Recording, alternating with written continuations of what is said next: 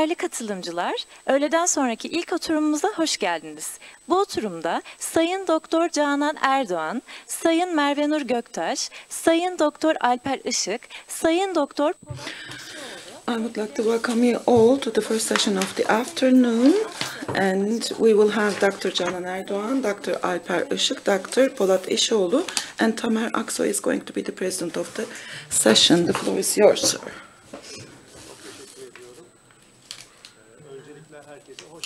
First of all, I would like to say welcome to each and every one of you.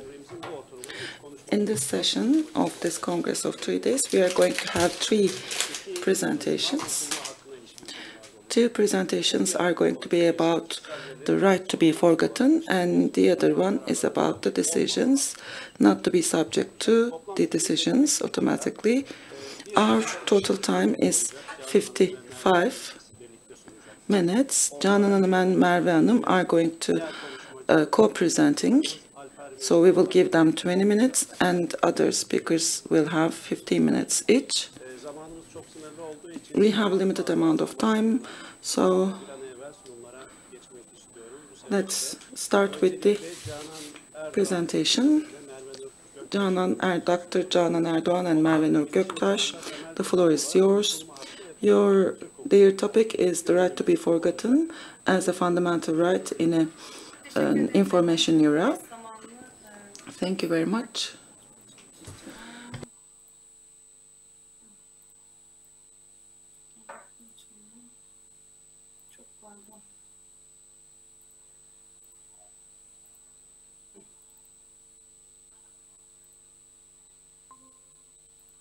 Sanırım sunum görünüyor, bir sıkıntı yok.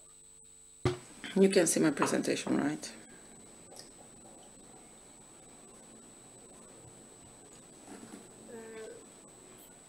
Sesim geliyor değil mi başkanım? Geliyor canım, gayet iyi. Tamam, teşekkür ediyorum. Thank you very much. Biz bugünkü oturumun bu saatinde kıymetli meslektaşım Merve Nur Göktaş ile birlikte We are going to be co-presenting this presentation, the right to be forgotten, which is a fundamental right in the digitalized era. We do have 2 parts. First, I will be talking about the right to be forgotten, the concept and then scope, the limits, the resources, and its outlook in Turkish law. And my colleague is going to be explaining this outlook within the framework of the decisions of the courts, along with the development of the technology and globalization. Socializing platforms have become very different than the past. When we look at internet use, the ratio is quite high, and thanks to internet we can have an opinion about someone who is kilometers away from us. And in terms of having an access to this information, we do have a very easy access, but when we look at that subject from the perspective of the information, about whom we are getting the information, there are many risks about the rights.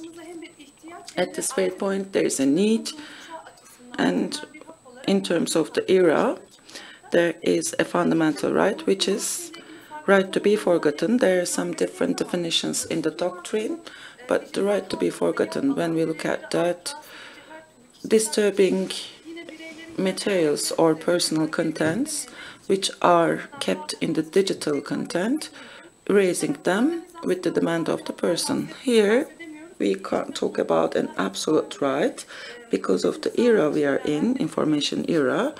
Without our knowledge or consent, a data might be kept in more than one platforms, or it's being transferred to other platforms as well, so it's not possible to talk about an absolute right, and this is an exceptional right. The right to be forgotten from a certain perspective, the data, if the public's best interests, it's not against that, it's possible to ask it to be erased from the digital world. It's not only about erasing from the main resource of the data. It's deletion from the search engines. And in our decisions, legal decisions, it's being handled from a different perspective. But as you can see here, the book is staying in the library, but in the catalogs, you can't see that book. We can explain the right to be forgotten in this way. In Spain decision, for example, or I am against Germany, or when we look at our judicial decisions, it's possible to say so within the framework of the protection of the private life. This is different than the protection of the personal data, because the fact that this is being kept in a digital environment, this is legal. Therefore, within the scope of all the regulations, we need to take that as a privacy right.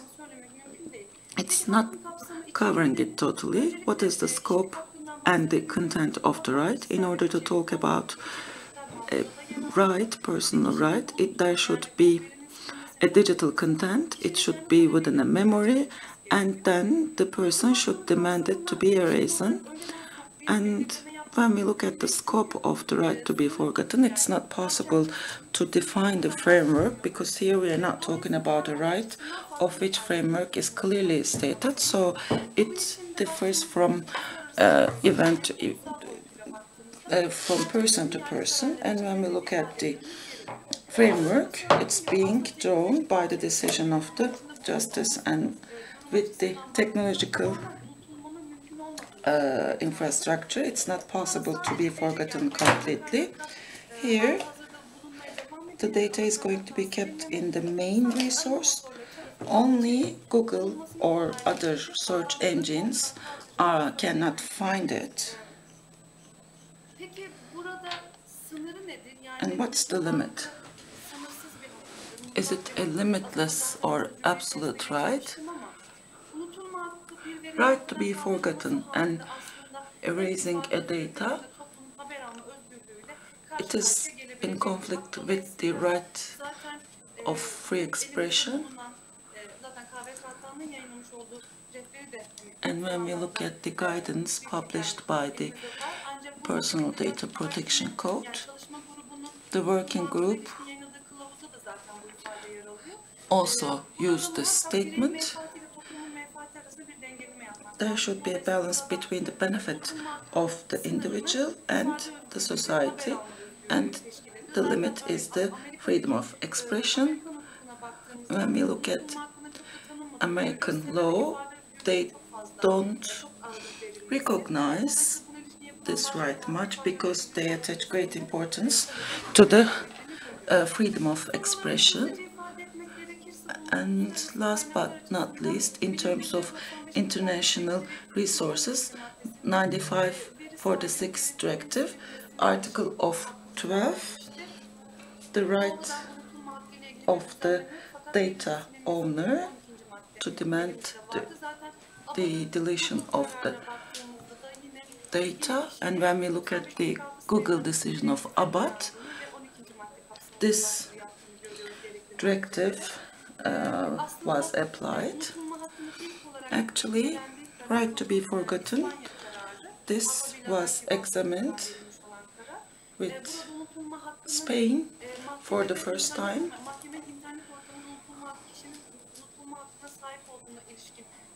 And the court made that decision. The person has the right to be forgotten. After this decision, working group published a guidance. There should be a balance. The privacy and the maybe financial benefit of the search engines or the third party's right to be informed. There should be a balance. Again, when we look at the guidebook, if it is for the legitimate benefit of the society, and if it is about reaching information by the public, then there should be a balance, and there is no it's not possible to talk about the right to be forgotten here. The first regulation was mentioned in GDPR in the 17th article. And do we have any legal arrangement in our national resources, not in the Constitution, not in the Turkish Civil Code or Turkish Penal Code?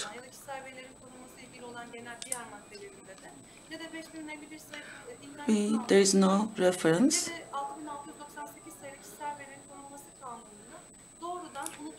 direct reference.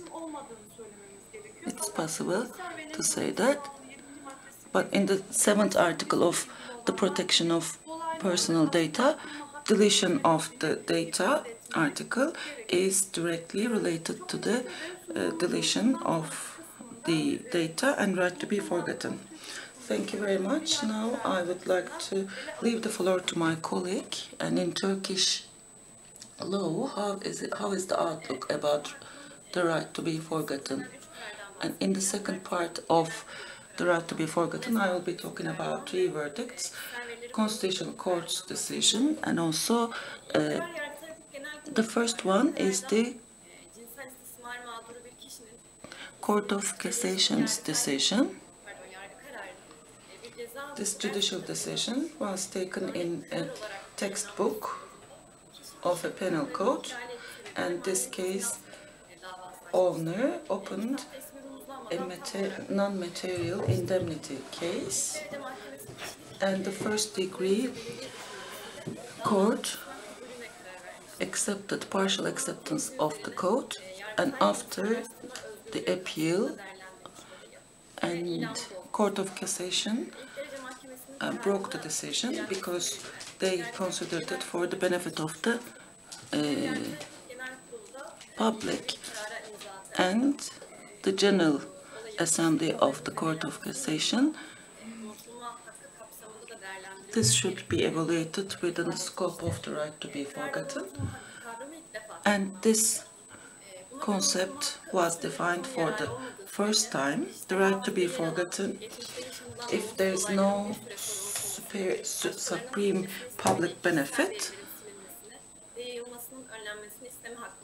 so it can be uttered like that, and as a result of the court, the indemnity was paid. So this is like an assault to the rights, personal, individual rights, but from the search engines it's being deleted, and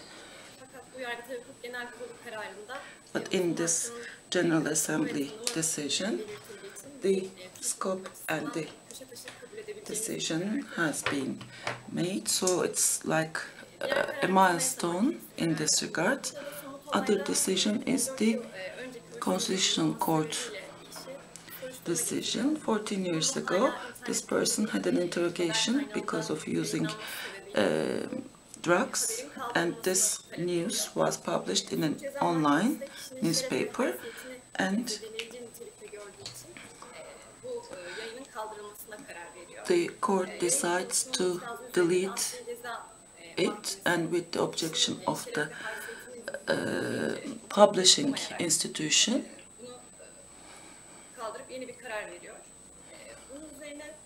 this was deleted. This person makes an individual application to the Constitutional Court, and the Constitutional Court, the right to be forgotten is not stated in the Constitution directly. In the 5th, 15th and 20th article have been taken into consideration, and the reputation of the person has been given harm, and freedom of expression and the emotional integrity of the person, there isn't fair balance. As stated by Canan Hoca, it's like, the book is going to be on the shelves of the library, but it's not going to be listed in the catalog of the library. This is the right to be forgotten, but in the Constitutional Court decision, we deleted this news, with the decision of that, and this it means that that book has been taken out from the shelf. So this is important for us. But like the Google About decision, if we look at that from the perspective of the Google or the other search engines, it's not covering it completely.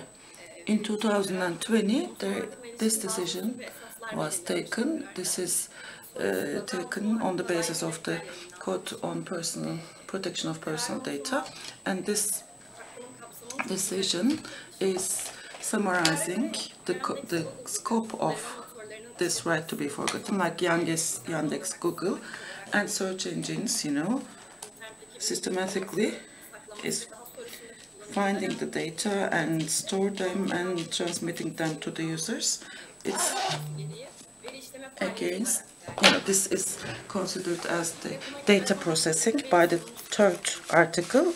Therefore, search engines are accepted as data controllers. These applications, in accordance with the third article of the Constitution and the 4th, 7th, 8th, and 11th articles of the code, it's going to be evaluated. And also in the name and surname searches, this person has the right to be taken out from that index. So it summarizes the right to be forgotten very well. And 13th and 14th article of the Protection of Personal Data Code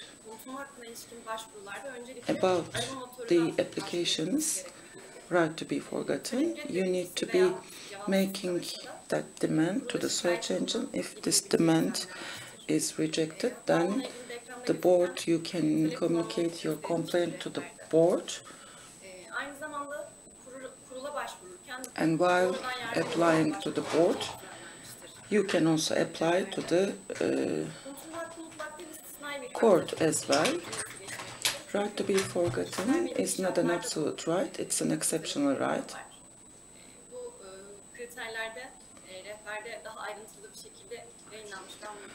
And, these criteria is published in the guidebook, and right to be forgotten is being related to the search engines. People, not only from the search engines, but from the news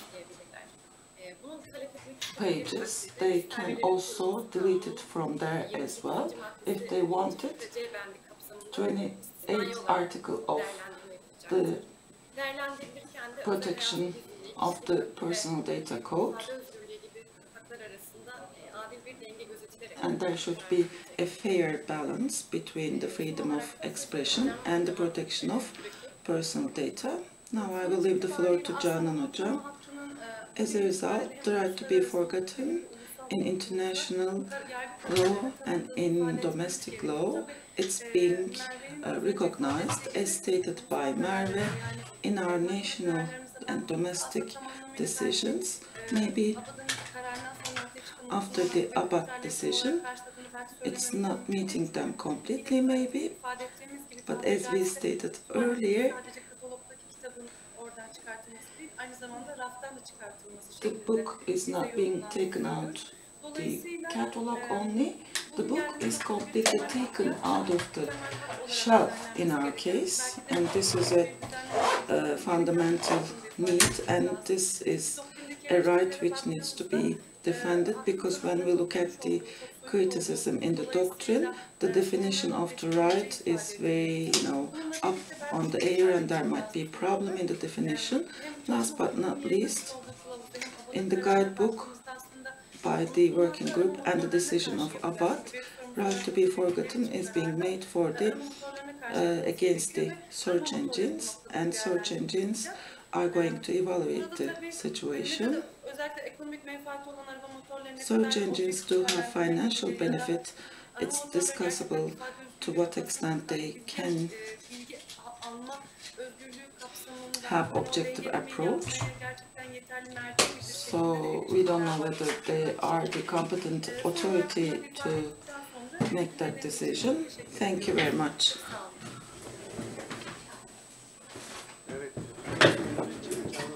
Thank you very much for this nice presentation.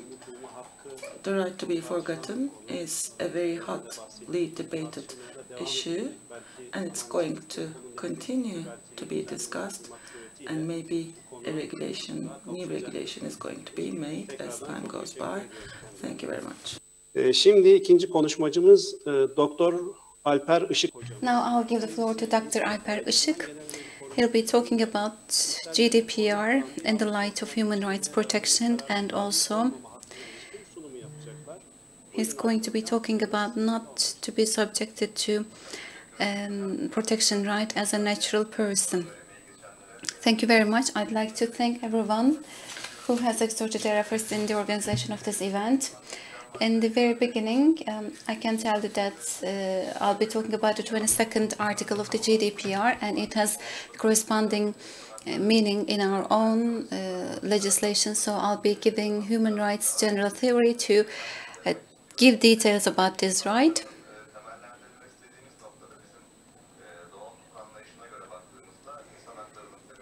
At the very basis of human rights, we need to also include human dignity, and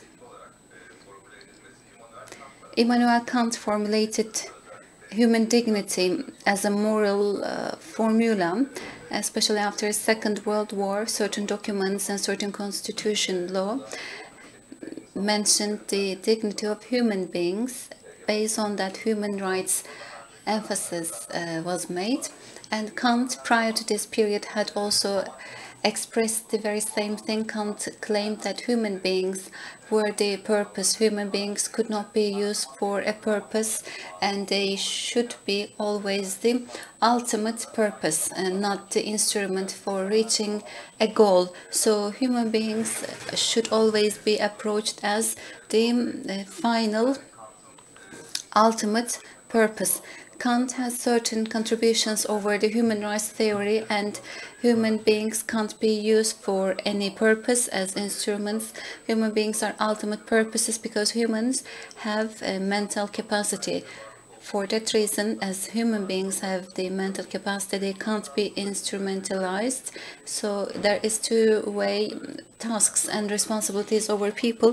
We should not be using people for our own means, and we should not be misused and accepted as to be used as instruments by others. And there are some sub-formulas, sub-principles taking it through it from Kant's principles. Especially there is this object formula, object theory. For instance, human beings can't be accepted as a commodity or an object which can be replaceable. If it is underestimated in this way, dignity of human being is distorted and destroyed.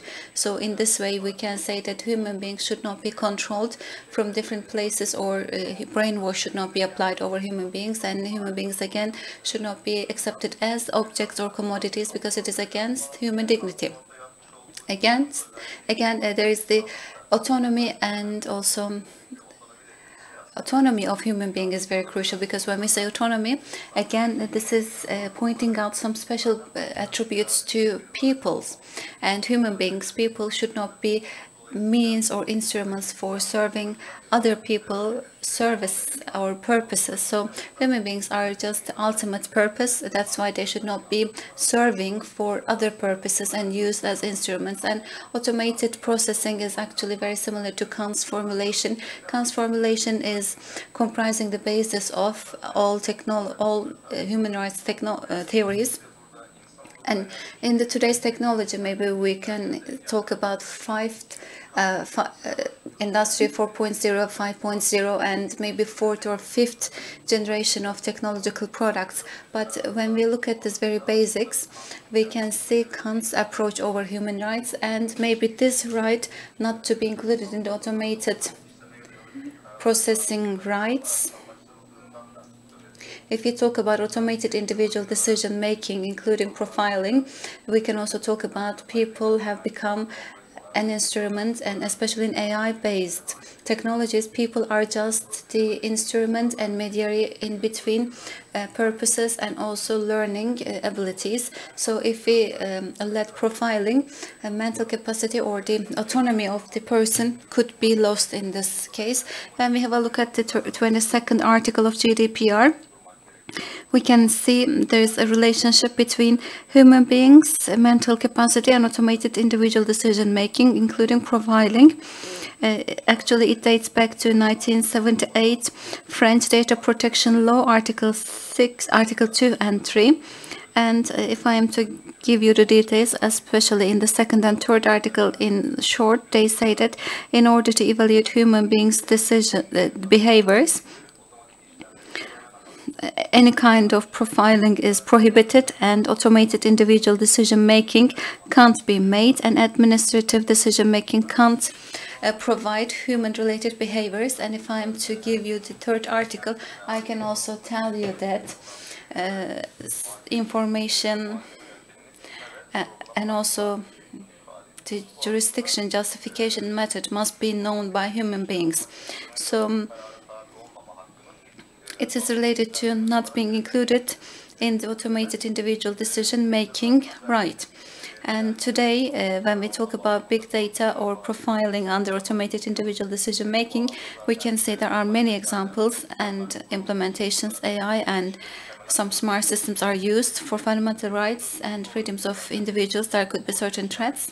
And when we have a look at recently published books, for instance, United Nations Human Rights Higher Commissioners had this recommendation with respect to AI use, and against the threats for AI use, rights and fundamental freedoms of human beings must be empowered, because there could be unlimited and unpermitted recording of the individual's data. It creates pressure over people, and it could also eliminate people's social lives. Again, in the European Commission's recommendation decision, it is said that profiling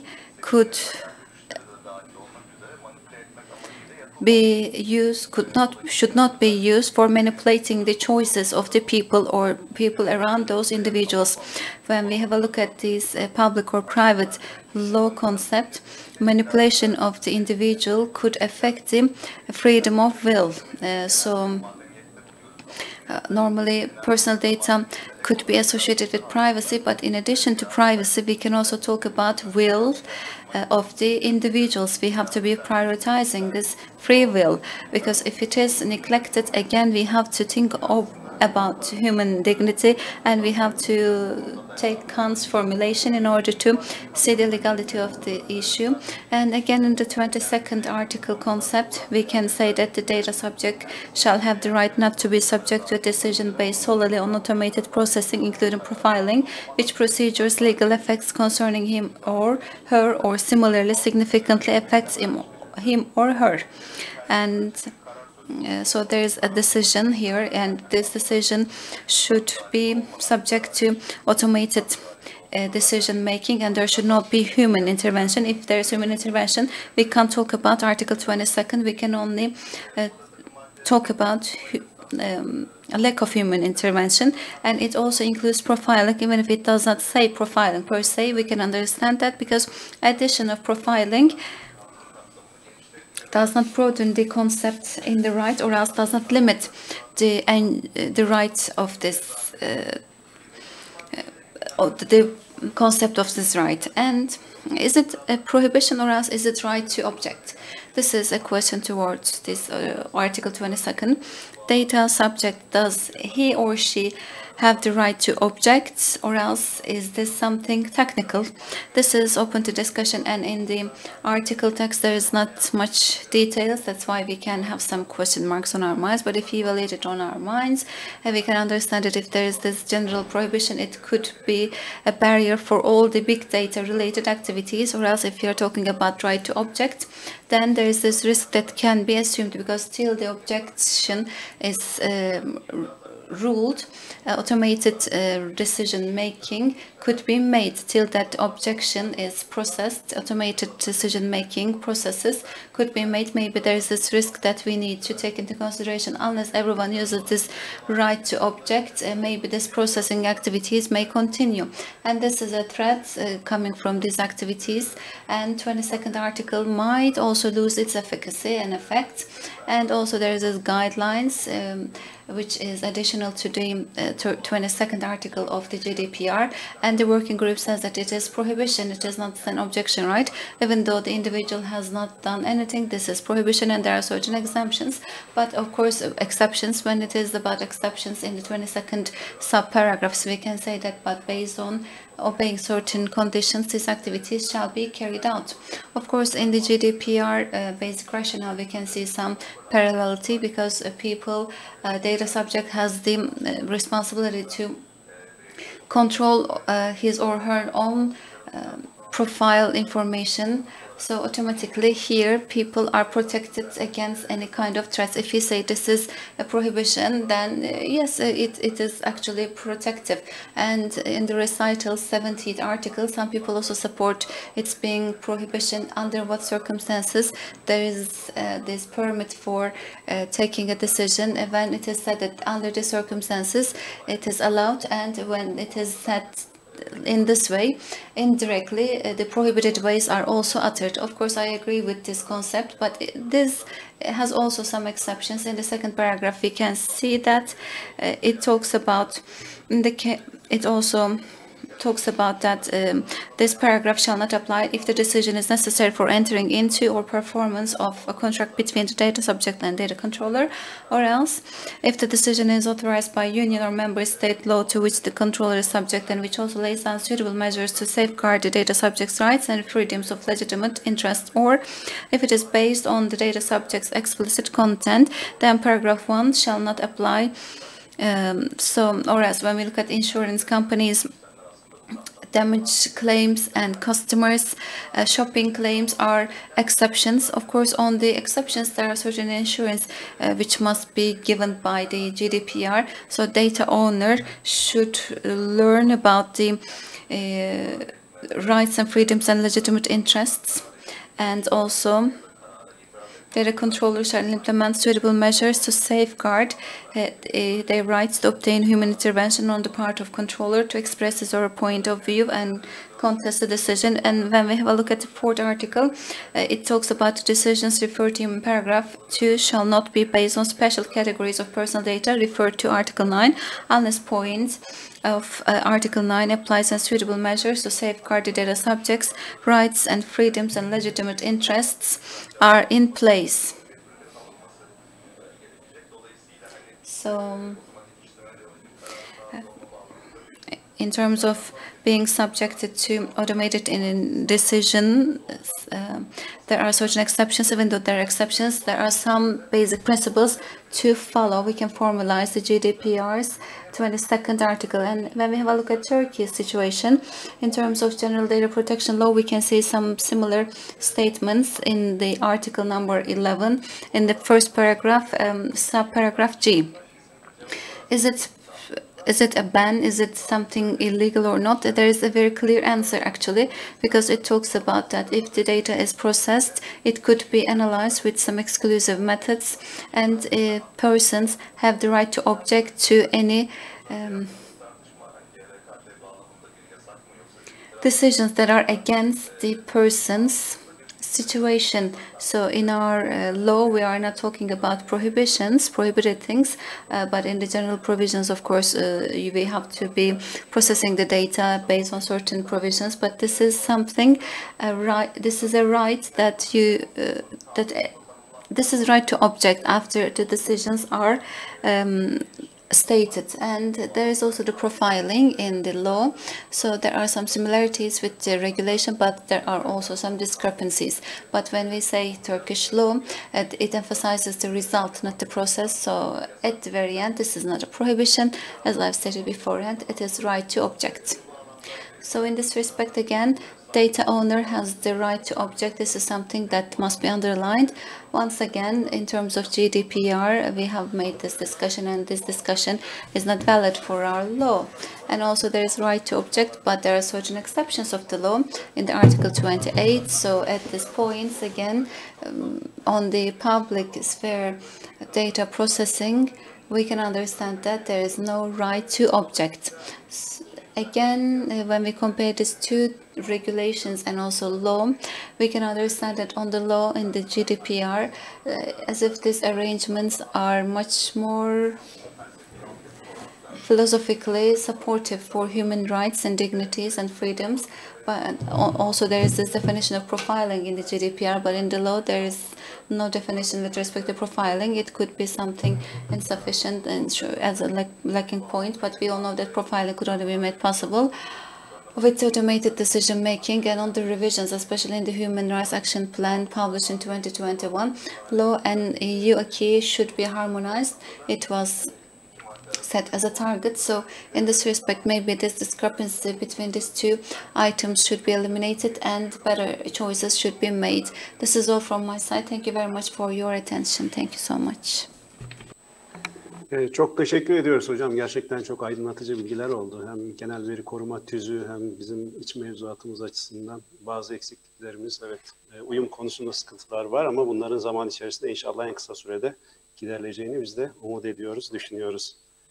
Evet, bu oturumdaki son konuşmacımız Doktor Now our final speaker in this session, Dr. Polat İşoğlu. He's going to be talking about the evaluation of the judicial decisions within the scope of the right to be forgotten and the crime. Tüm katılımcıları saygıyla selamlıyorum. Thank you very much. I would like to thank each and every one of you for organizing such a fruitful congress. Right to be forgotten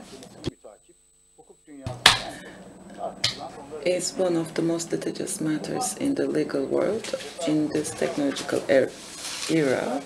The roots of the right to be forgotten is in the roots of the right to oblivion. In the French law, it's coming from that French origin. This concept is that, the information about the crime should not be announced after he serves his punishment. And constitutional law, constitutional court, upon the personal application, gave such a decision, and it can be accepted as jurisprudence. And in the decisions of the Court of Cassation, we see the cases about the right to be forgotten. In this context, in practice,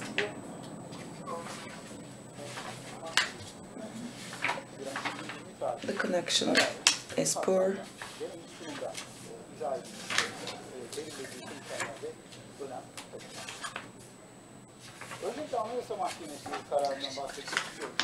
I would like to talk about the decision of the Constitutional Court because it's an important jurisprudence, and this is about the crime within the scope of the right to be forgotten.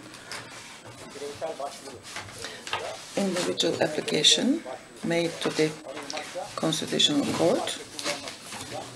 It's called as MBB application.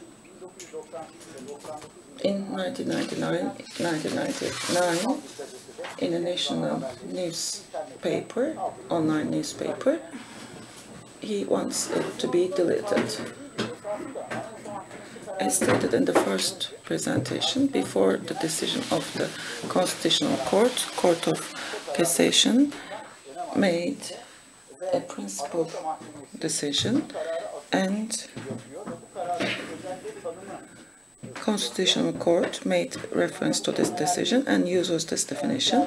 This definition was already made in the first presentation. Why is it important? Because the decision of the Constitutional Court, which can be considered as jurisprudence, we can see that it is underlined, especially in the decisions of the Court of Cassation as well, and the General Assembly of the Court of Cassation the decisions, especially about the right to be forgotten, this definition is being used. The General Assembly of the Court of Cassation, their decision is connected to the crime. However, here we are not talking about perpetrator. Here we are talking about a person who is suffering from this crime, and they can open up a court case and, a material indemnity they might ask. And within the scope of right to be forgotten, the claimant was found righteous. Ceza yargılamasına ilişkin aslında başvurucunun burada yer alan haberlerin, internette yer alan haberlerin gerçekliğiyle ilgili bir And, they accept the news, online news, but keeping them in the archive for a long time and having an easy access to that, this is affecting his life very negatively. That's why he made an individual application.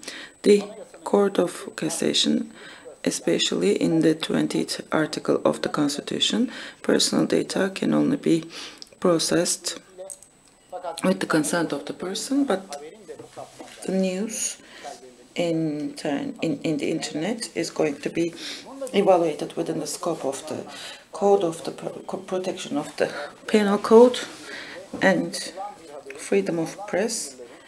These limits, and this is the exception to them. Along with that, Constitutional Court stated that it's not possible to make the same thing for all the news, especially in terms of the freedom press. These archives are for the public benefit. And Constitutional Court mentioned some criteria: the content of the publication, the duration, and that cannot be considered as a historical data, its contribution to the public benefit, the matter of the subject, whether politician or somebody, and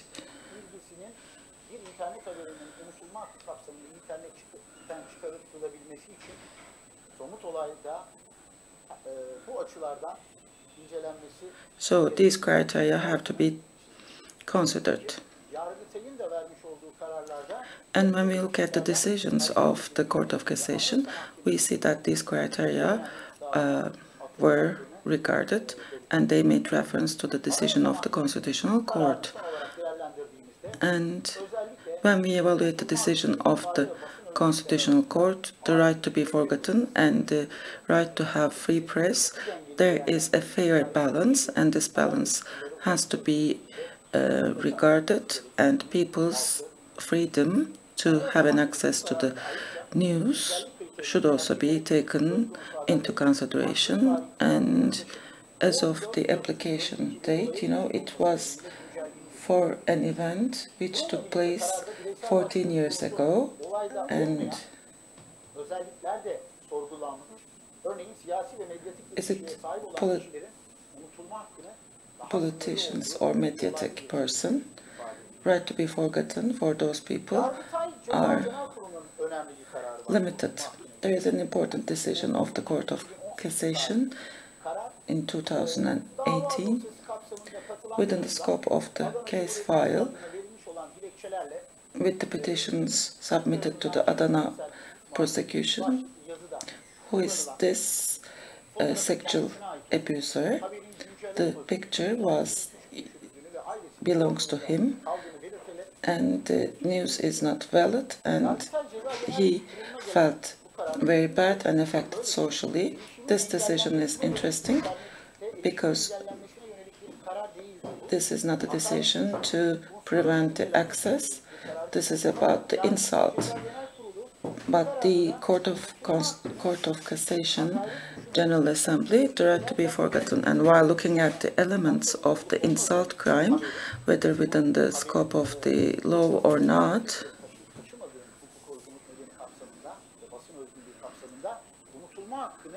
the right to be forgotten was put in the center, and they made an evaluation accordingly. This is of great importance because normally in the demands to stop the access, you know, the right to be forgotten becomes more important. The matter of the case, a person working in a public institution, the initials were written and they had sexual intercourse with a girl who was minor, and the news was about that. This news was about past.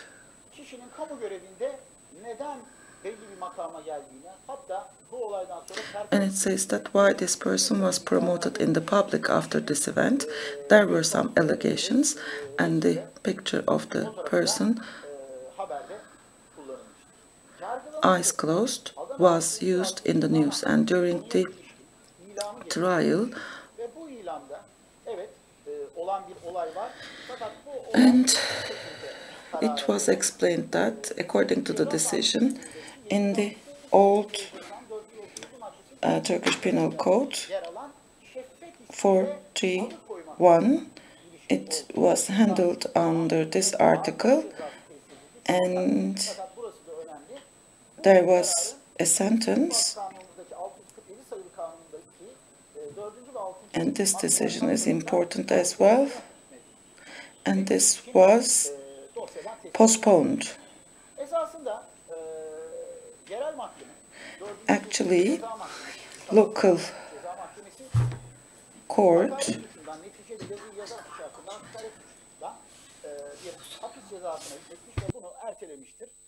daha sonra konu Yargıtay 18. Ceza Dairesi'ne geliyor. 18. Ceza Dairesi ise yerel mahkemenin kararını şu gerekçelerle bozuyor. Birincisi, haberin görünür gerçeğe uygun olduğu, katılığının yürüttüğü hizmetin niteliği ve toplumun içindeki konumu gereği söz konusu haberin ve fotoğrafın yayınlanmasında ikinci olarak and right to be forgotten regarding the crimes they have committed has also been the subject of the decisions of the Supreme Court of Appeals, General Criminal Board, and the Criminal Chamber of the Court of Cassation, especially the case law decision of the Constitutional Court as a result of individual application. And in this context, the decision of the Personal Data Protection Board, dated 23rd June 2020 and number 2020/481, by referring to the decisions made by the higher judicial organs and the criteria determined in this context, are also important, and the similarities between the justifications and principles in the jurisprudence decisions of our High Court on the subject and the comparative law decisions made at the starting point of the right to be forgotten are striking, and while many countries in the world have not shown the necessary attention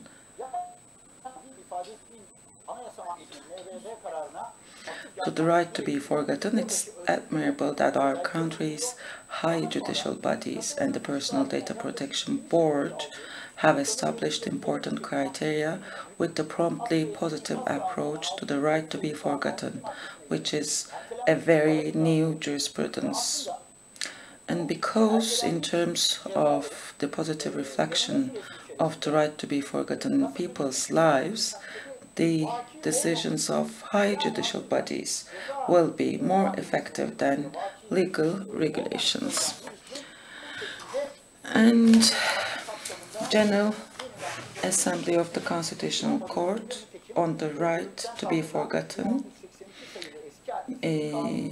it decided that the right to protection of honor and reputation guaranteed in the Article 17 of the Constitution was violated, and the Constitutional Court signed an important jurisprudence regarding the right to be forgotten in the MBB decision, regarding the request of the applicant who was sentenced to a judicial fine for drug use to remove the news published in a national newspaper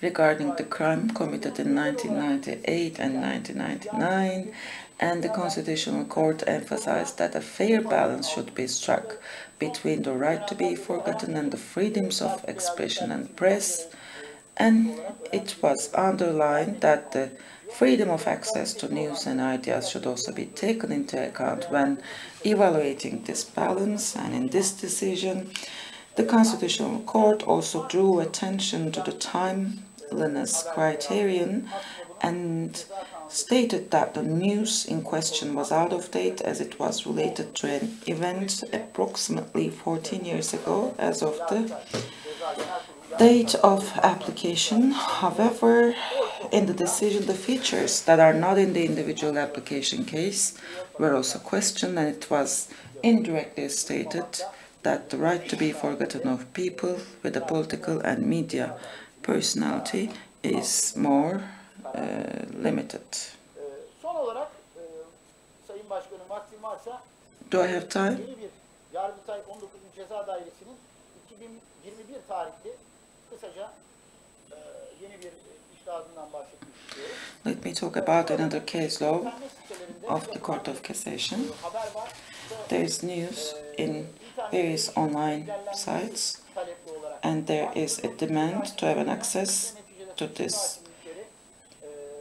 website, Reddine karar veriyorlar. and the judges rejected the demand, and the ministry, with the application of the Ministry of Justice, it was brought to the Court of Cassation. It's about sexual assault against a young lady, and these news, it was 15th July 2019, and as a result, dava dosyası kapsamında incelenen Manavgat 2. Ağır Ceza Mahkemesi'nce ilgililerin beraat ettiği ve istinaf edilmeden de they had acquittal, olduğu. and the decision became certain, Hakkında yüzleri mozaiklenmek ve isimlerin baş harfleri kısaltılmak suretiyle haber yapıldı. and the news, Özellikle belirtiyor. the pictures, in the pictures, the eyes were closed and the identities were not defined openly, only the initials, Soruşturması hakkında somut olgulara dayalı bir haber yapıldı. and Başvuranlar hakkında yapılan yayınlardan adli yargı mercilerince açılmış bir soruşturmayla ilgili olarak bilgiler verildiği ve herhangi bir şekilde tahkir edici bir nitelik. and there's no, Haberin it doesn't have any quality, insulting quality, halen herkesin açık erişimine and it is open to the access of everyone. yarar olduğu, kamu yararı bulunduğu ve yayınların üzerinden unutulma hakkı çerçevesinde mahkum And in that regard, uyuşmazlığa konu internet yayınlarında yer alan içeriklerin bu kapsamda unutulma we can say that within the framework of the right to be forgotten, in order to make the decision to stop the access. kanun yalanı bozma işlemine dayanan ihbarnamesini So this was rejected. oy birliğiyle reddedildi. Sonuç olarak As a result, we don't know whether all the data belonging to the past has the right to be forgotten or not. There are a couple of criteria that I mentioned, and all the rights, related rights, are in conflict in that regard, and we saw that in the mentioned decisions. And by measuring the values, it's possible to make a decision, and the legal values, we need to be looking at the values. bununla birlikte cinsel suçlar, terör Sexual assaults or terrorism kapsamında değerlendirilmesinin crimes, toplum ve ceza adalet sistemi açısından if they are regarded within the scope of the right to be forgotten, they might give harm to the society. Thank you very much. Ben çok teşekkür ederim. Tam zamanında bitirdik. Şu anda saat 14.55. Yani tam saniyesine neredeyse örneklerle somut olarak çok güzel. You're right on time. Thank you. Bilgiler için size de çok teşekkür ediyoruz Polat Hocam. Böylece oturumu tamamlamış bulunuyoruz. Tüm katılımcılara, izleyicilere ve emeği geçenlere teşekkür ediyor. Ben de saygılar sunuyorum. İyi günler diliyorum. konuşmacılarımıza ve oturum başkanımıza katkıları için teşekkür ederim. 12th session is over. Next Birazdan başlayacak. session is gonna start in the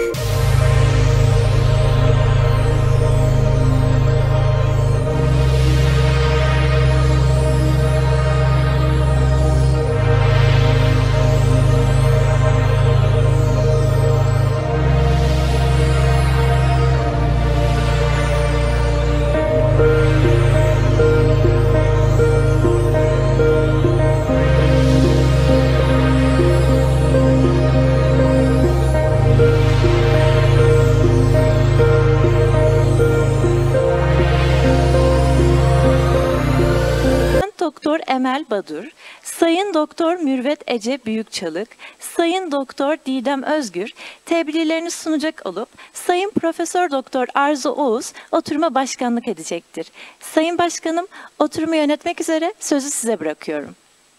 Çok teşekkür ederim. Ben öncelikle 1. Uluslararası Kişisel Verileri Koruma Kongresi'ni düzenleyen Kişisel Verileri Koruma Kurulu Sayın Başkanımız I'd like to thank the organizers, especially Faruk Bilir.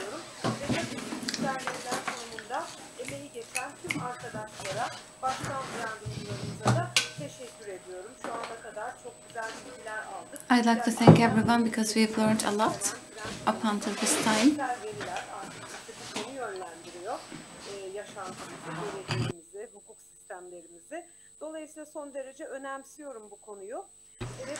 This is very important and I'm really happy to be the moderating this session. Birbirinden değerli sunucularımız var. Birbirinden değerli genç akademisyenlerimiz var. Bu benim başkanlığını yaptığım oturumda. Bunlardan ilki doçent doktor Emel Badur. Emel Badur will be talking about divorce cases based on adultery and how to protect the personal data.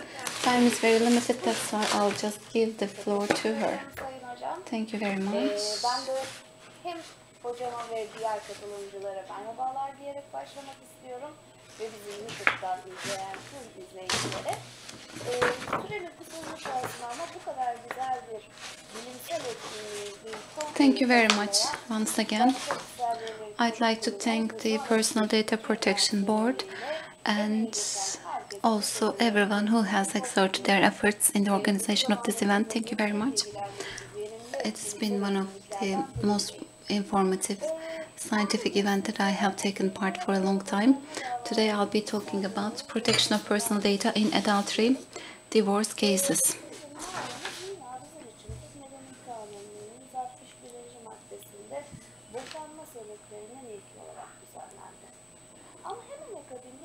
Adultery, which is regulated as the first reason for divorce in Article 161 of the Turkish Civil Code, is a defective and absolute special reason for divorce.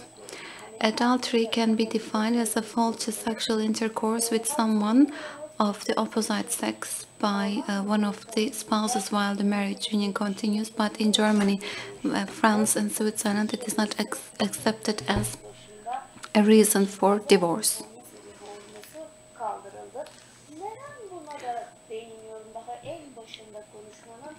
Why I am talking about this in the very beginning, because it's going to point out one thing at the very end. That's why I just like to mention this information to you. So what is adultery? Adultery can be defined again as faulty sexual intercourse with someone of the opposite sex by one of the spouses while the marriage union continues.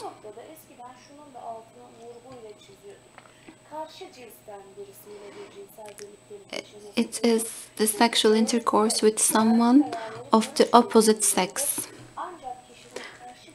But only the relation's sexual intercourse was defined as the adultery if it is with the opposite sex. But I agree with this point. It should not be limited with the opposite sex, because for us loyalty of duty could also be breached with the same sex person as well.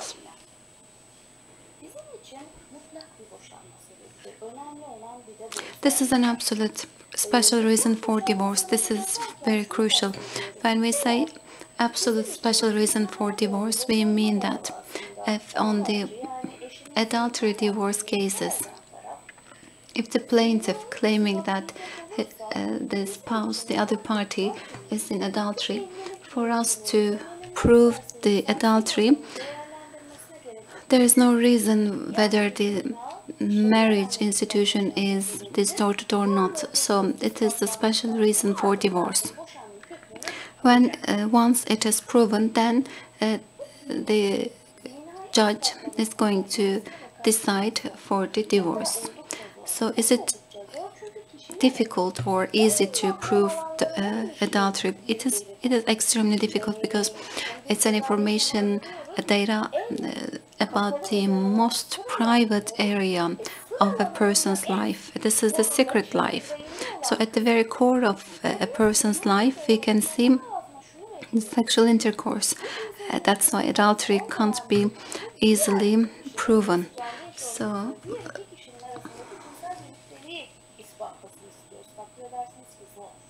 this is very crucial and this is very difficult.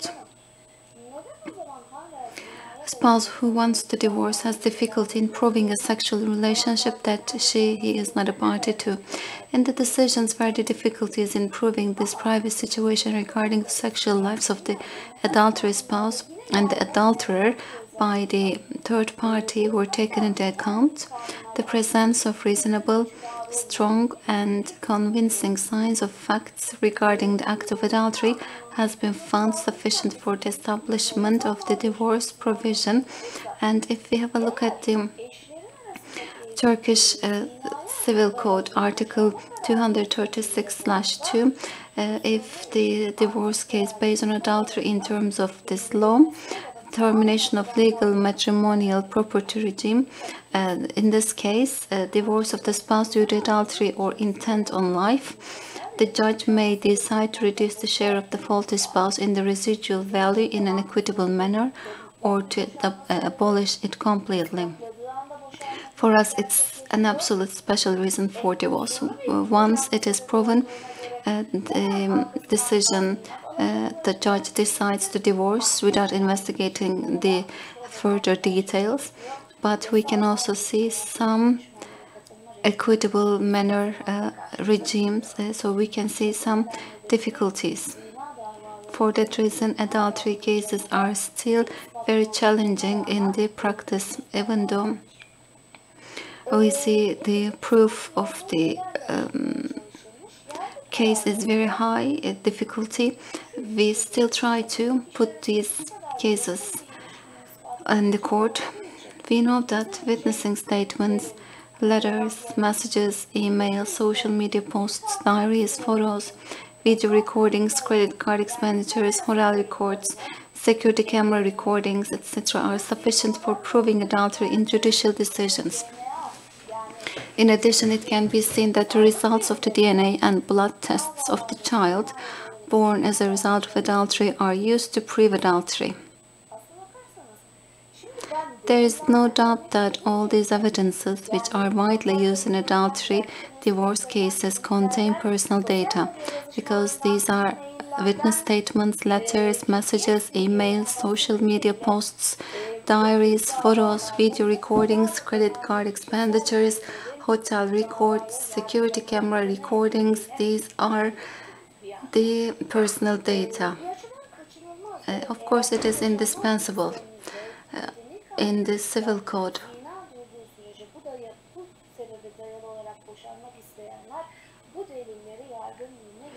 These proofs must be given to the court.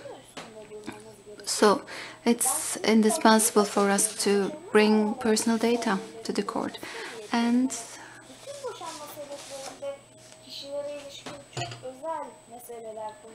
in all the divorce cases, very special information about persons are discussed, but adultery is something else. Adultery involves two people. One is the party to the marriage contract, wife or an husband.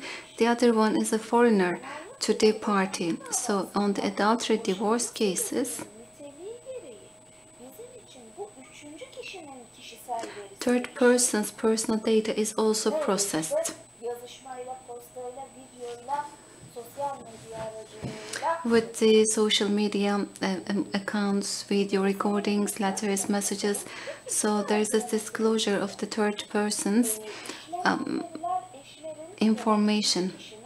And considering that some of the aforementioned evidence is related to the person's dress and clothing, health and sexual life, it should be accepted that the sensitive personal data of the persons would be processed predominantly in the divorce cases based on adultery.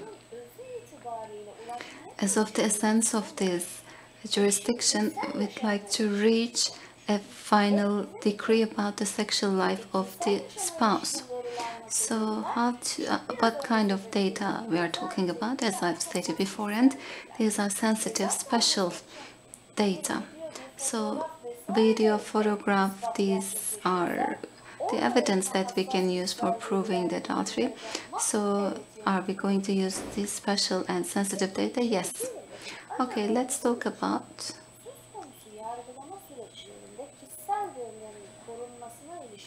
the law on the protection of personal data. What is the legality for the adultery divorce cases? There is the exceptions on the article of the LPPD, Law on the Protection of Personal Data. Article 28(1)(d) of the Personal Data Protection Law, with the margin title exceptions, states that the case of processing of personal data by judicial authorities or execution authorities in relation to investigation, prosecution, trial, or execution proceedings is excluded from the scope of the law. However, this exceptional provision only takes the data processed in relation to the judicial proceedings outside the scope of the law. In other words, it is not possible for the plaintiff's spouse to process the personal data of the adulterous spouse and the person who participated in the adultery within the scope of this exception. The exception regulated in Article 5(2)(e) of the Law on the Protection of Personal Data, regarding the processing of personal data without the consent of the person concerned, should be evaluated for each case. So what should be the legal basis for this case? Actually, it is open to discussion on the practicality, because it is not from the traditional perspective. So on the divorce cases based on adultery, evidences and the way that those evidences were collected legally or illegally. So I'm actually having a personal data-driven approach towards these adultery-based cases, and I'd like to share you these two European Court of Human Rights decrees. One of them is related to personal data. This is very new, 2021 decision of the European Union Courts of Human Rights. I'd like to give you this. Unfortunately, we don't have time. Okay, I'll wrap it up. I'm sure you're going to arrange it, but I just want you to remember it. Okay, I guess I'm in my last 4 minutes. No, two actually. Okay, I'll give you just 1 minute as well. Okay, last 3 minutes. Okay, in the European Court of Human Rights case, one of the spouses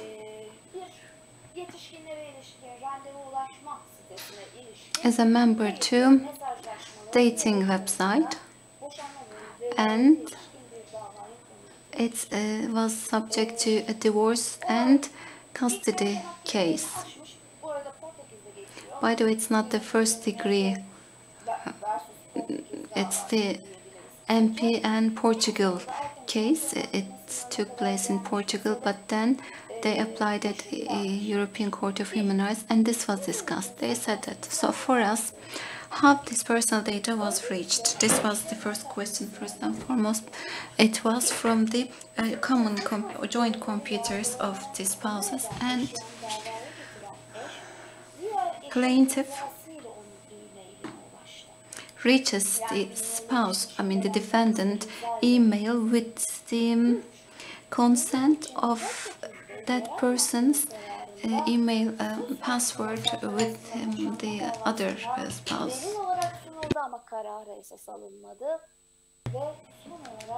And at the end, proportionality. That principality was also applied, and they said that Article 8 was not breached. This was a decision. However, in 2007 again, by the ECHR, health data about the divorce case without the consent of the spouse, health data of a person was used, and breach, violation of private life was the decision of the European Court of Human Rights. Again, our constitution gave a great decision for us. Again, it's about divorce, again, adultery and personal data. And at this time, some malwares were placed on the other spouse mobile phone, and everything was used against the adulterer, but 20th article of Constitution was breached according to the Constitution. So here, as you can see, there are certain Court of Appeals decisions closer to these two different edges. So what to take into consideration if we are involved in the proceedings of adult divorce case based on adultery? If we don't want the proportionality to take place, then if we don't want any breach of the private life, then we have to be definitely careful about proportionality. And in the beginning of my speech, I told you that German Swiss law removed adultery as the special reason for divorce, and it's not actually a misdemeanor. Again, maybe we have to think divorce reasons once again. And if I have exceeded my time, please apologize me for this reason. Thank you so much for giving this presentation possibility to me. Thank you very much. It's been a very vivid presentation. I'm not very much close to law, family affairs, but I remember that when the civil law was enacted, I published a German article in Germany, and I evaluated that in European countries, reasons were not mentioned. They said that the marriage institution was collapsed. That's it. So the reasons are not very much interest to the court, and this is what they say in some justifications of the court, because people do not wash their dirty clothes before the court, because a lot of sensitive special data is discussed. That's why maybe we need to renew and update our civil law based on this contemporary developments, because it is very much important for personal data protection. I think it's very essential. Thank you so much for this presentation. Now I'll give the floor to the second speaker of our session, Mürvet Ece Büyükçalık. The floor is yours, and she is going to be talking about protection rights against discrimination in terms of personal data protection. Hi, I would like to thank to the organizers first. Let me share my presentation.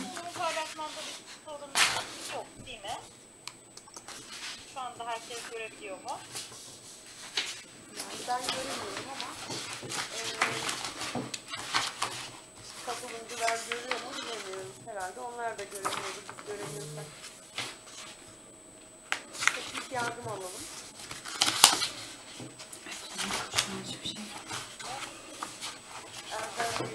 Aslında denemiştiniz. Evet, demin denemiştik ama. Neyse, ben o zaman çok da vakit almadan hemen başlayabilirim sizin uygunsa. Ben de buradan takip ediyorum. Ben kişisel verilerin istenmiş kadın öğrenciler karşı korunma hakkını I will be talking about the right to be protected against discrimination in terms of processing personal data, and biraz ayrılık yasandan bahsedeceğim başta. Çünkü ben sunumumu bir hak olarak dizayn ettim. Öğrenciler karşı korunma hakkı olarak dizayn ettim ama I designed my presentation about the protection right. When we talk about it, it is the ban on discrimination.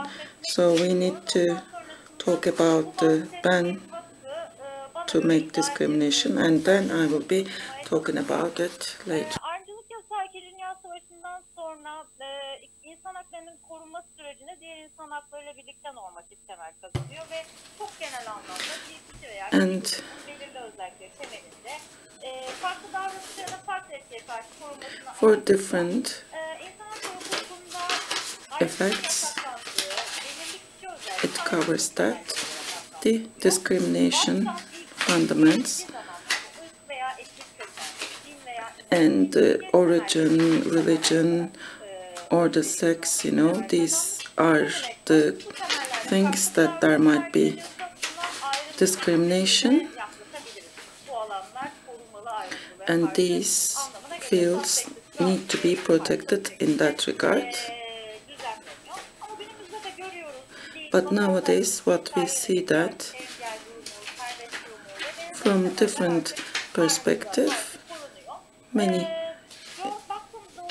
characteristics are being protected by the law.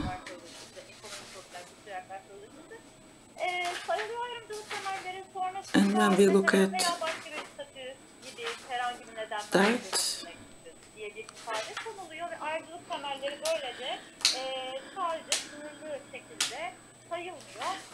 it's not only limited to the protection of the personal rights, so it gives you more scope to protect personal data protection law against discrimination. And European Social Chart in our Constitution, as you can see in the 10th article, they are being clarified. Why is it important?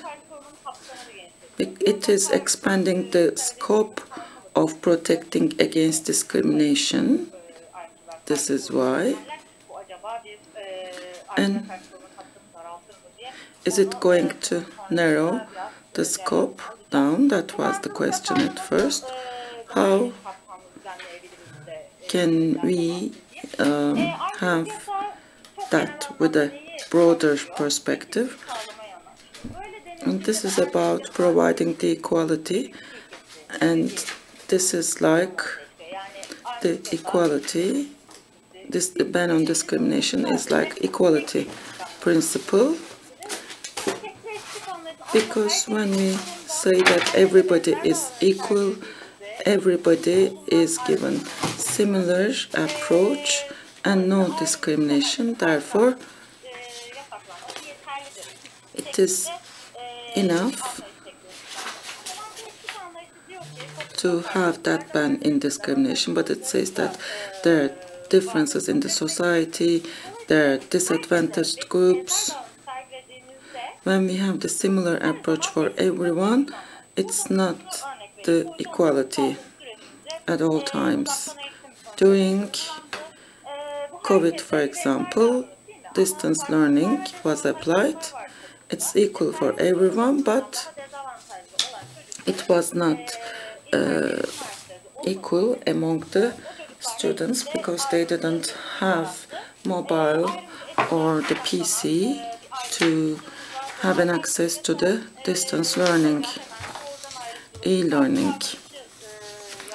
The limits of the right to protection from discrimination in terms of the processing personal data as a human right can be determined through the provisions in the legal arrangements on personal data protection that protect from discrimination.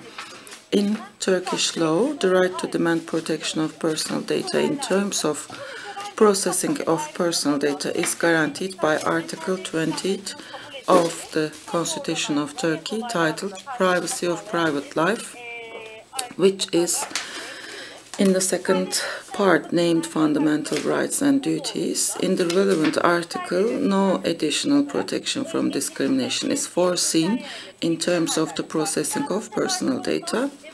In fact, constitutional protection from discrimination is regulated as a principle of state administration by the article titled Equality Before the Law in the first part of the Constitution, which regulates the general principle rather than a human right. And Article 20 of Constitution of Turkey, which includes the right to demand protection of personal data, is stated that the procedures and principles regarding the protection of personal data will be regulated by law and the matters regarding the protection of personal data are regulated by the Personal Data Protection Law dated 2016. The prohibition of discrimination in terms of processing personal data is not explicitly provided in the scope of the Personal Data Protection Law, and Article 6 of Personal Data Protection Law, titled Conditions for the Processing of Sensitive Personal Data, provided that personal data which may constitute a discriminatory attitude or behavior against data owners or cause a discriminatory result or negative impact on data owners more stringent protections than other personal data, and thus protection from discrimination in terms of processing of personal data can be ensured by this way. The requirement for stricter protection of certain data that has the potential to cause discrimination, if known, was ensured by Article 6, titled Spatial Data Categories of the Convention for the Protection of Individuals with regard to automatic processing of personal data, and which is the first international binding regulation on the protection of personal data prepared by the Council of Europe, and the first legal regulation which provides the basis for the right to protection from discrimination in terms of the processing personal data, is actually a result of the policies aimed at protecting human dignity and non-discrimination that emerged as a requirement of maintaining peace and security at the international level after the World War II, and also formed the basis for sensitive or special categories, personal data notions.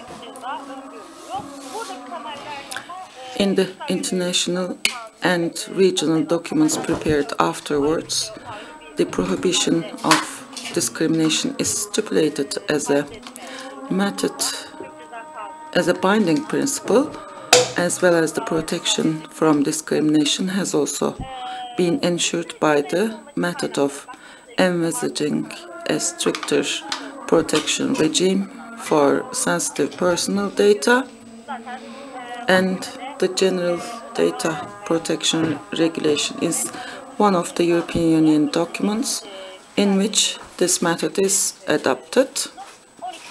Since it's a part of the legal system that prohibits both direct and indirect discrimination, GPDR is particularly important with respect to the subject of the study. The limits of the right to protection from discrimination in terms of the processing personal data. We're questioning the existence of the prohibition of discrimination within the legislation on the protection of personal data in Turkish law, and the scope of the right to protection from discrimination. I just mentioned about it, and here not having any discrimination, and at international level for the first time special category of personal data, they became different from the other ones, and we see that in the European Contract of 108,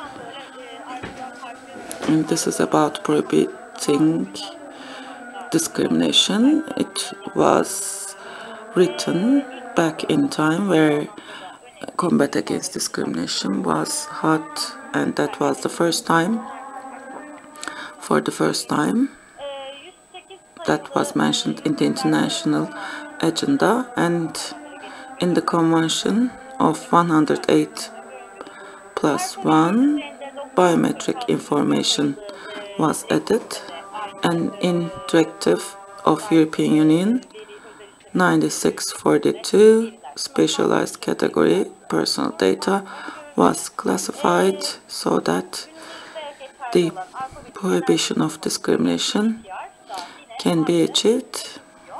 GDPR is also following the same regime. I would like to compare GDPR and Turkish code on the protection of personal data. What are the categories? I'm not going to read them one by one, but I can tell you that in Turkish code about the clothing, it's not mentioned in GDPR, and in GDPR, sexual orientation, and in Turkish code, it's not mentioned. When I look at the normative foundations of the discrimination, because of the personal data processing, if there is discrimination, what should they prove? Processed personal data should be among the special category personal data, and this is equal to being different element, and the personal data should be shared without the open consent, and if there is an exception, you know, it's being processed, and this is legitimate reason, lack of legitimate reason, and as a result of the processing of the personal data on the basis of discrimination, if there is a different or negative effect, this is the harm element. They need to prove it. When I check these normative resources and stricter regime, and I would like to evaluate whether it is increasing the scope or not. There are some question marks in my mind. How are we going to decide whether this personal data, is it within the specialized category or not? There are different characteristics. In Abad decision, for example, personal data about health should be commented from a wider perspective.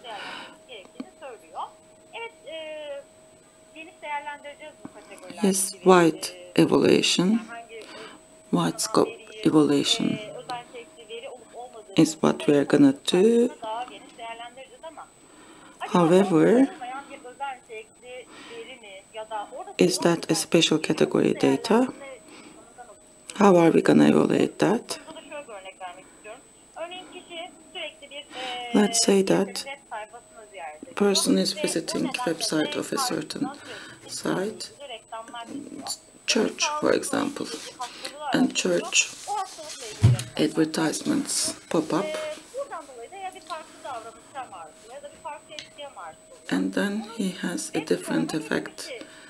Web browser history data, or is it going to be a data about religion or health, and the commentary is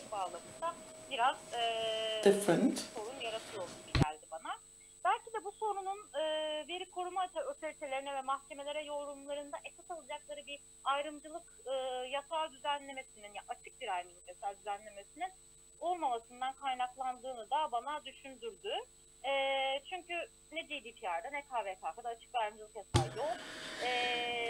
And there's no open or direct prohibition of discrimination in GDPR or personal data protection code, Turkish code. Maybe there might be a direct article in that regard. That's all. Thank you very much. Now, our next speaker, Dr. Didem Özgür. The floor is yours.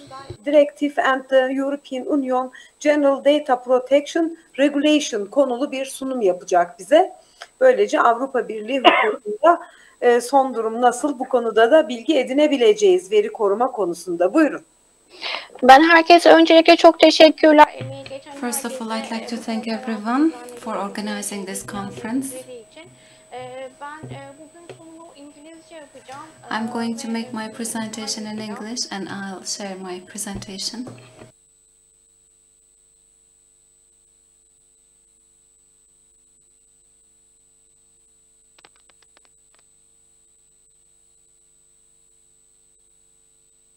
sunumu paylaştım. Görebiliyor musunuz?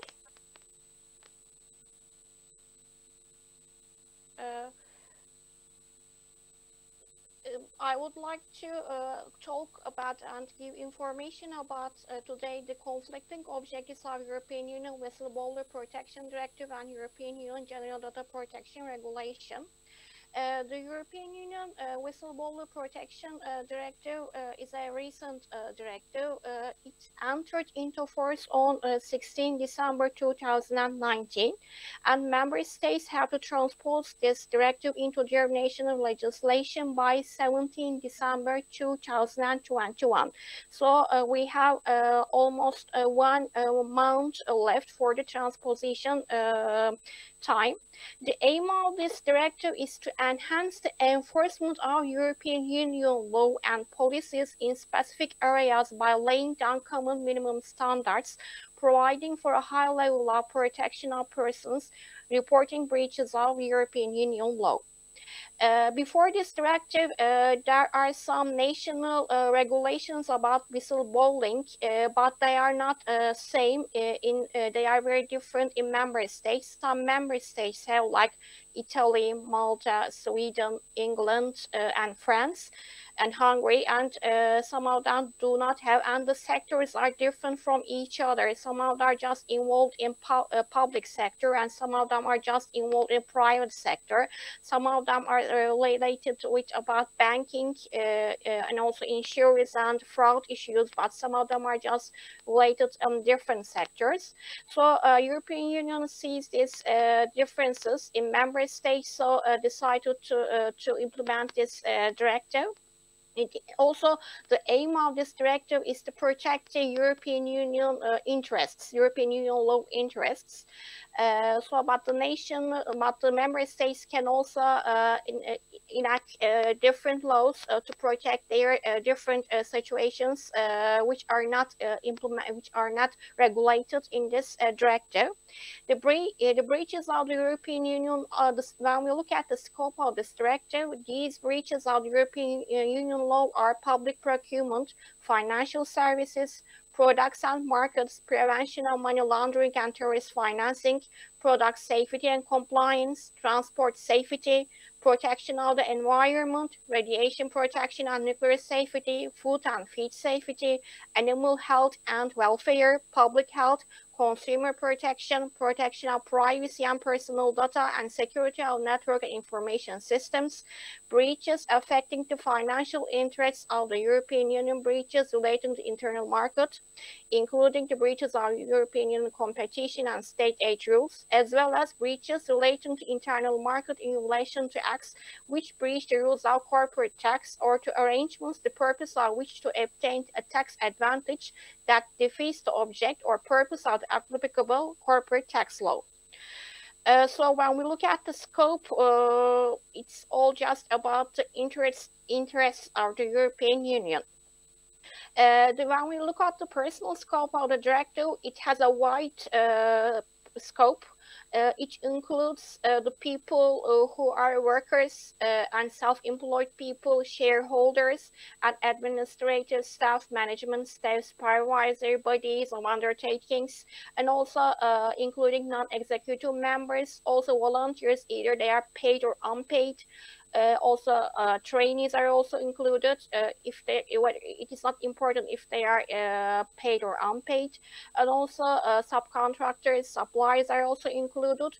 Also, the protection should also be granted to the people whose work relationship has also ended. Also, it includes the people whose employment relation has not just started in the contractual negotiations. And also, third country nationals are also included in the scope of this directive. For example, Turkish citizen who is working in the European Union can also get the advantage of this whistleblower protection directive. Also, the facilitators are also included. Also, people who are connected with the reporting persons and who could suffer retaliation in a work-related context, such as colleagues or relatives of the reporting persons, and legal entities that the reporting persons own, work, or otherwise connected with in a work-related context. Also, as we all know, that protection of whistleblowers as journalistic sources is a crucial and important issue for safeguarding the watchdog of the investigative journalism in democratic societies. So whistleblowers are also very important, and their importance are getting day by day. So we see the examples in the recent days. The directive aims to protect the people who have become aware of such breaches in their work, and this directive affects all the business and in government bodies with 50 or more employees. Companies with 20 to 250 or more employees must comply this directive at the beginning of this December. Businesses with between 50 and 249 workers will have to comply this directive by 17 December 2023 after 3 years. The whistleblowing reports with the following subjects are covered: breaches that already taken place, breaches that have yet been committed but are very likely to occur, actions or omissions relating which the whistleblower has reasonable grounds to believe that these attribute to infringement of law, attempts to conceal infringements, legitimate concerns and suspicions where no evidence can be presented. All the people welcome the whistleblower directive, but when we look at its content, there are some conflicting articles with the GPDR regulation. Also in the directive, it states that the application of the European Union whistleblower directive should be in line with European Union data protection and privacy regulations. There are some conflicting articles in the European Union Whistleblower Protection Directive with the GPDR, as I said before. But also these conflicting articles can sometimes overlap or sometimes not. But in my opinion, even though there are some conflicting articles, there can be, they can continue, they can be implemented without any causing any trouble. For example, in Article 2.1a of the Whistleblower Protection Directive ensures the confidentiality of the identity of the reporting person, while in the GPDR it states in the 14.2f of the article says that it protects the reported person. Also, another conflicting article in the whistleblower protection is Article 9.1a, and in the GPDR, it's Article 14.2f. According to this 9.1a article of the Whistleblower Protection Directive, the proceeding of internal reporting shall include diligent follow-up on anonymous reporting when provided in national law, whereas in its GPDR, the data subject has a right to know from which source the information originates. According to the Article 12.1 of the GPDR, the data subject has a right to transparent information, communication, and modalities regarding exercising our rights of data subject. Information requested by the data subject under Article 15 to 22 of the GPDR shall be given by the controller without delay and within 1 month. Protection of the whistleblower is a public interest, so in my opinion, according to the Article 15.5b of the GPDR regulation, it's related public interest, so I think this exception should be included in whistleblowing cases. Also, for example, fraud, also the other issues are all related with public interest, so this exception can be used. In Article 17 of the GPDR regulation is about a right to be forgotten. According to this article, also according to the 17 of the Whistleblower Protection Directive, personal data which is manifestly not relevant for handling a specific report shall not be collected. If this data is being accidentally collected, it shall be deleted without undue delay. In the Article 16 of the Whistleblower Protection Directive, it is related to the duty of confidentiality, and also it's also in conflict with the GPDR regulation. But there are some clauses related with the exceptions like public security, public health. So these exceptions can be also used in whistleblower cases. Also, it is stated in Article 16 of the Whistleblower Protection Directive, member states shall ensure that identity of the reporting person is not disclosed to anyone beyond the authorized staff members competent to receive or follow up on reports without the explicit consent of that person. This shall also apply to another information from which identity of the reporting person may be directly or indirectly deduced.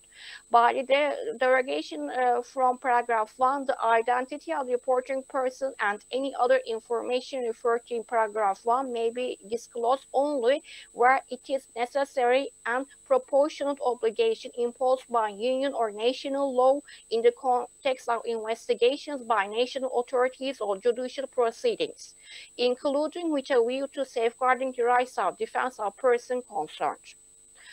Reporting persons shall be informed before their identity is disclosed, unless such information would jeopardize the related investigations or judicial proceedings. When informing the reporting persons, the competent authority shall send them an explanation in writing of the reasons for the disclosure of the confidential data concerned.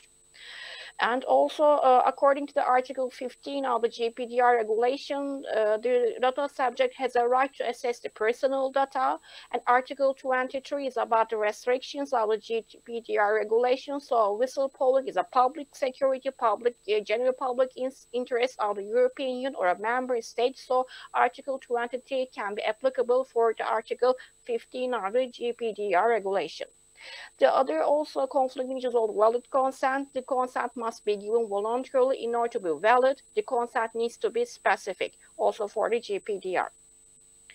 But also, according to the Article 61A of the GPDR, the processing of the personal data can be lawful when it is necessary regarding the performance of a task carried out in the public interest or exercise of the official authority. Action taken against reporting persons outside the work-related contents through proceedings, for instance, related to defamation, breach of copyright, trade secrets, confidentiality, and personal data protection can also pose a serious deterrent to whistleblowing. In such proceedings, reporting persons shall be able to rely on having reported breaches or made public disclosure accordance with this directive as a defense, provided that the information reported or publicly disclosed was necessary to reveal the breach. In such cases, the person initiating the proceedings shall carry the burden of providing that reporting person does not meet the conditions laid down by this directive. As a conclusion, the identity of the whistleblower who reports serious wrongdoings or irregularities in good faith should be treated with utmost confidentiality, as they should be protected against any retaliation. Their identity should be never revealed except in certain exceptional circumstances if the whistleblower authorizes such a disclosure, if it is required by any law. The defined channels for internal and external reporting should be clearly defined in national laws of the member states. The person against whom an allegation has been made should be protected in a manner as the whistleblower, since there is a risk of stigmatization and victimization with their organization. So also, the person can be in danger. It can be a false statement, or it can be another issue. So also the person whom against whom an allegation has been made, also the identity of this person should be kept confidential. And also for the companies and for the institutions, the national laws should also include the guidelines about the staff for internal reporting channels, and member states should establish external reporting channels. Maybe they can be judicial authorities or ombudsman who are expert in whistleblowing cases, and they have to work and they have to consider the GDPR issues, and they have to also keep the confidentiality of the reporting person also. Cases should be dealt with case by case. Sometimes the cases can be very complicated, and this can be an issue. For example, some member states like Germany gives more importance to personal information than whistleblowing. There is an ongoing case in Strasbourg court, as far as I know, and it's about whistleblowing and also confidentiality. It is not settled yet, but also there are some arguments, and there are some discussions about this issue about the Strasbourg case. It's an employment law issue, as far as I know. A person was fired, and also this fired person states that I whistleblowed an issue in my company, but no one protected me. But this case was before the directive. So we will see, I think, in the following years, there may be some court cases and conflicts both in national courts, member states courts, or maybe in the European Court of Justice. But in my opinion, the privacy of the whistleblower should always be taken into consideration. So whistleblowing can be encouraged for the staff, and also the trainings should be given to all related people for both employees and employers. And it's up to the member state to implement, to transpose this directive into their national law. Some member states are more experienced than others, like France. I think France has implemented the GDPR issue in its national legislation, and there are some guidelines for the employers about how to consider the GDPR issues in whistleblowing cases. Thank you. Evet, çok teşekkür ediyoruz. Konuşmacılarımızın sürelerini 15'er dakikayla sınırlandırınca 1-2-3 dakikamız kaldı. Bu sürede de acaba konuşmacılarımız herhangi bir yorumda bulunmak ya da herhangi bir şey eklemek isterler mi? Eklemek istediğiniz, yorumlamak istediğiniz herhangi bir husus yok. Hepinize ben çok teşekkür ediyorum. Birbirinden güzel sunumlarla, birbirinden çok farklı alanlarda konuyu aydınlattınız. Ve giderek biz de bu konunun da yaşamımızın ve hukukumuzun her alanında ne kadar önemli hale geldiğini bir kez daha görmüş olduk. Çok çok teşekkür ediyorum güzel sunumunuz için. Ve oturumu bu şekilde kapatıyorum. Tüm izleyenlere de teşekkür ediyorum bizi izledikleri için. Hoşça kalın, iyi pazarlar diliyorum. Teşekkür ederiz. Konuşmacılarımıza ve oturum başkanımıza katkıları için teşekkür ederiz. Bir sonraki oturumumuz birazdan başlayacaktır.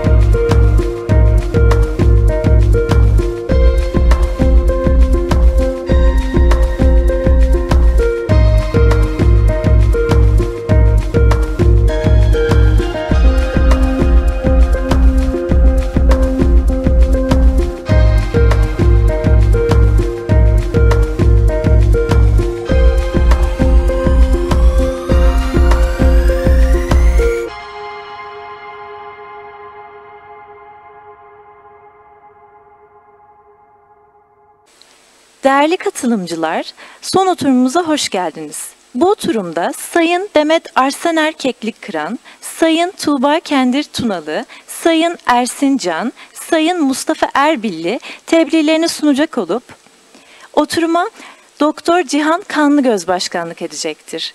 Sayın Başkanım, oturumu yönetmek üzere sözü size bırakıyorum. Çok teşekkür ediyorum. Çok değerli katılımcılar, çok değerli izleyenler, kurumumuzla İstanbul Üniversitesi ve Türk-Alman Üniversitesi ortak inisiyatifiyle gerçekleştirilmekte olan 1. Uluslararası Kişisel Verilerin Korunması Kongresi son oturumunu, 14. oturumunu daire başkanı düzeyinde çok değerli 4 arkadaşımla birlikte yürüteceğiz, birlikte yöneteceğiz. Öncelikle kendimi takdim etmek istiyorum. Halihazırda Kişisel Verileri Koruma Kurumu Başkan Yardımcısı olarak görev yapmaktayım. 2018 yılından, Mart 2018 tarihinden itibaren bu görevi sürdürmekteyim. Kurumum adına tüm izleyenleri, tüm katılımcıları saygıyla selamlıyor ve panelimizin başarılı geçmesini, faydalı geçmesini temenni ediyorum. Bize verilen programa göre kongremizin 14. oturumu için ayrılan toplam süre 1 saat 15 dakika olarak görünüyor. 4 panelistimiz, konuşmacımız olduğuna göre her panelistimiz için yaklaşık You're going to have 18 minutes each. And if it is convenient for you, our panel is going to be Q&A, and we are going to be asking 2 questions to each panelist.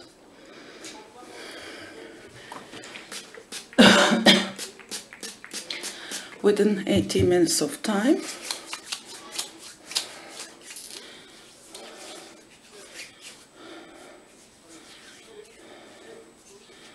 For each question, we would like to give you 8 minutes, in total 16 minutes of time. Please stick to your time.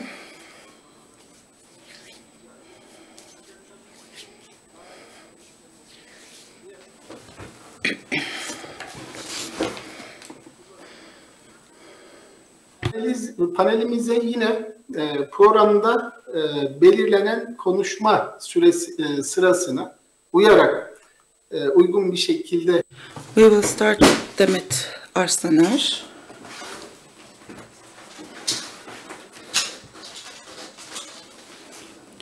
Keklik Kıran. I will be asking the first question to you.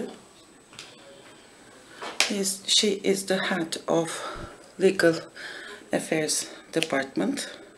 She is graduated from Anatolian University Law Department, and in Başkent University she is having her master's degree, and between 2015 and 2017 in BRSA she worked in BRSA,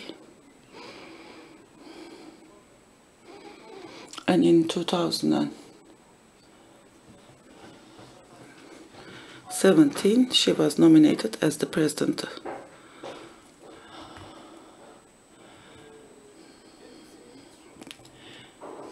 Demet Hanım, my first question. As you all know, our Congress has the theme of the developments all around the world and in Turkey. Take this perspective. As you all know, transfer of the personal data is important in terms of commercial life. On the other hand, beyond border movement of the data creates a risk of the protection of the personal data, and there are some principles of each country about the protection of the personal data. Could you elaborate on that? Thank you very much, Mr. President. First of all, I would like to salute all the participants.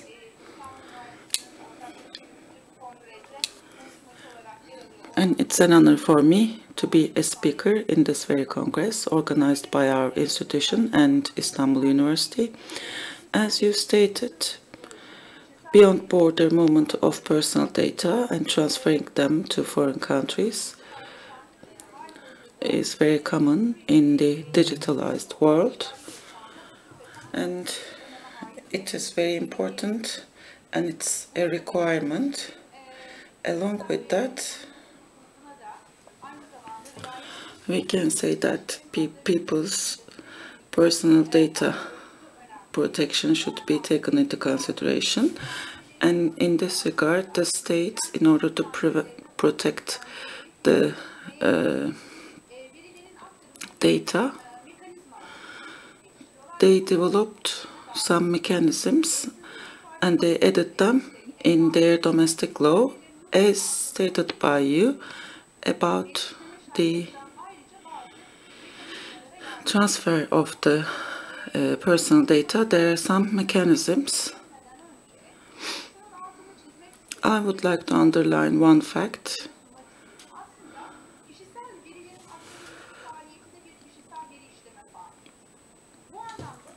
We can say that protection and processing of personal data is a processing data activity. Therefore, that's valid for transfer of data as well. Of course, the lawmaker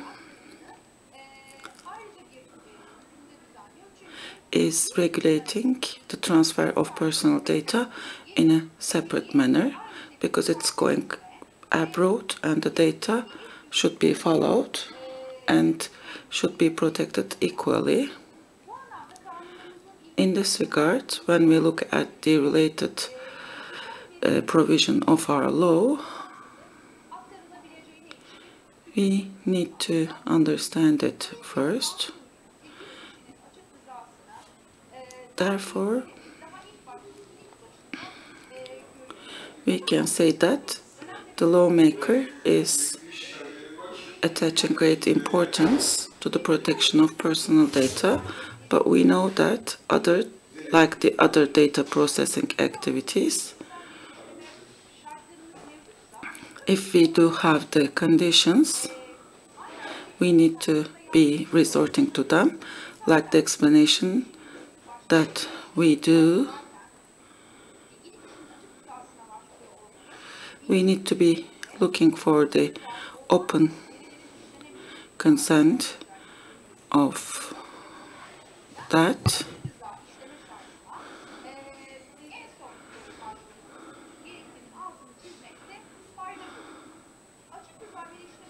And when we look at that precondition, we can say that in the data transfer, we can say that the principles need to be determined in our law. Determining the country authority belongs to the Board of the Personal Data Protection.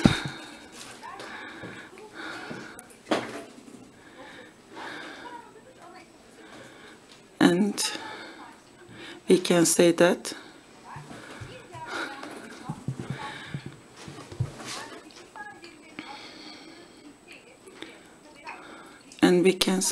in Turkey, this is important, that it should be mutual. We can say that this application is being taken as the base. Along with that, in 2nd May of 2019, our board has taken a decision to define the countries where there are sufficient protection. The criteria has been defined. This is a form in which there are many details, and in the official website of our institution you can see that. When we look at this form, when we look at the details of that, we see that especially if the country is sufficient in order to evaluate whether that country is sufficient or not, the legislation and the law of that country is taken into consideration, whether they do have these fundamental principles or not, and do they have sufficient mechanisms to protect the personal data protection right. And this authority, do they have efficient mechanisms? And we say that, and we know that this country and the relations between these two countries is going to be taken into consideration. And announcing that the country has the sufficient protection is that this evaluation is not only about the personal data, because as the mutuality principle, it is international and political relations are also considered in this regard.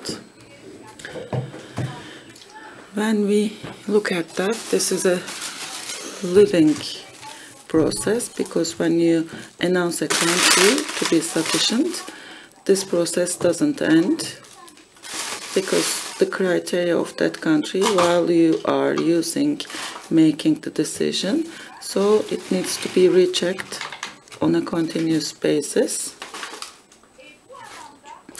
And in this regard, there is no country to be defined yet. We know that the sector's needs, and there are some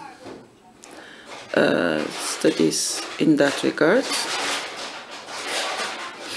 We can say that the mechanisms, commitment mechanisms, and this is about the mechanism of that country and between the data controller and data processor, and we can say that these provisions might be given by mutual consent. This is it. In 16th of May, we can say that there is a website and published. What does it mean? This commitment mechanism, this commitment is going to be an application to the, and we can say that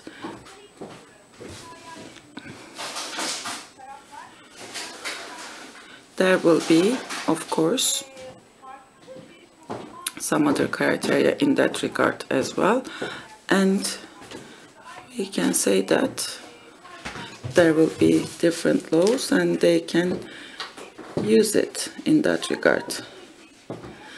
About the commitment process, there is one important criteria. On the 7th of May 2021, the parties that will apply to the commitment mechanism, they might leave, and also in the commitments which came to the board, both the procedure and the base need to be, there is an announcement for the public, and this is very useful for the users. Binding company rules, multinational group companies, they might be in the agenda, and this can be applied in the European Union. An announcement has been made in 2021. I would like to interfere. Your time is up for the first question.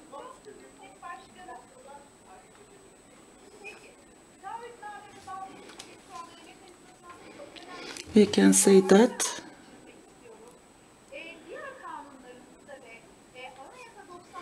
in our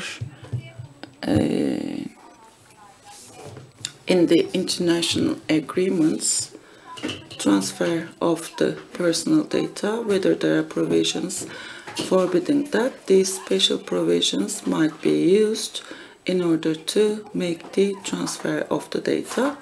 And there's an important decision taken by our board for the banking sector, 5411 banking law, keeping the secrets, 73rd article, specifically for the banking sector, exclusive provisions. Depending on the exclusive provisions, these data might be transferred abroad.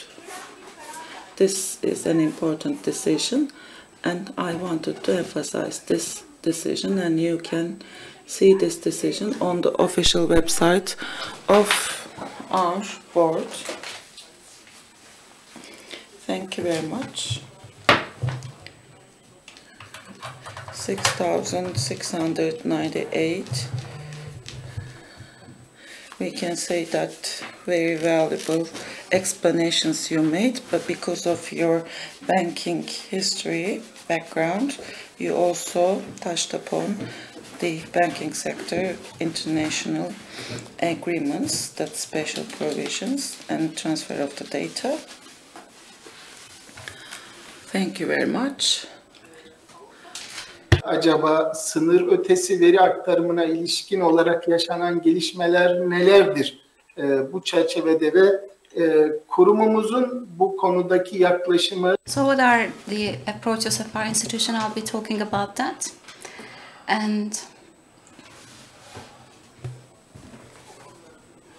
I'll give you our perspective within the context of the institution. Dikkatine sunmak istediğim birkaç önemli hususa değin. There are a couple of elements that I would like to underline. Thank you very much for your question. Processing the personal data and transfer of them. There are two important regulations in the EU. The first one is the GDPR, and the second one, Directive number 680, and these directive and regulation, both of them, when we look at them, the preamble of them, we see that the European Union, especially at the point of data transfer, the country to which the data is transferred, they see that they would like to see similar protection in that country. They underline this requirement. And when we say equal, not one-to-one equal, but the essence should be the same in terms of the approach of the protection of the personal data. Even so, in overtransfer, this element has to be taken into consideration. This is the EU's approach. What do we see here? European Union, in terms of data protection, as it's the case in our law,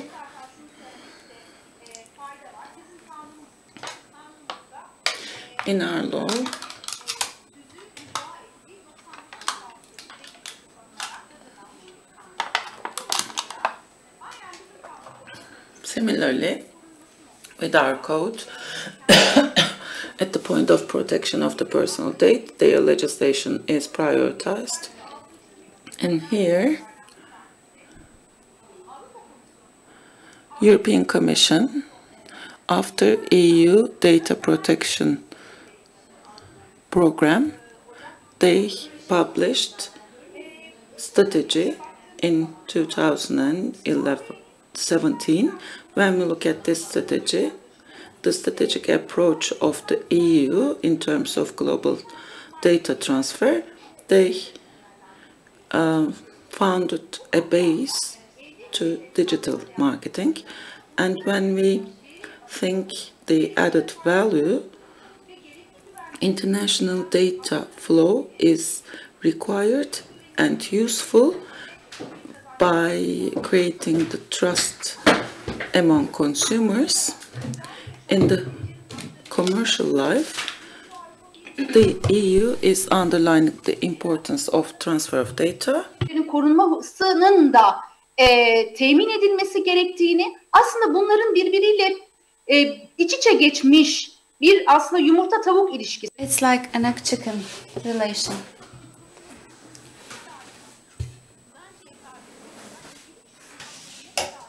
Güvenli bir şekilde korunursa o kadar ilgili kişiler nezdinde güven yaratılacak sisteme ve ilgili kişilerin güveni. And at this very point where the trust is facilitated, economic relations are going to be also very strong and added value is going to be strong. It's very interrelated. Again, in this strategy, different strategies should be also in line with one another, and EU could be pioneer in this respect. Nitekim aslında dünyada Avrupa Birliği kişisel veri koruma hukukunun dünya devletleri tarafından, bir tek bizim ülkemiz tarafından değil, takip edilmesi. And when the European Union legislation is followed by our country, we can understand that these are to be seen as golden standard. This is what we see. And in our country, again, different official documents could be harmonized with the EU acquis, EU legislation, and in the official documents it's already presented, especially personal data transfer to abroad.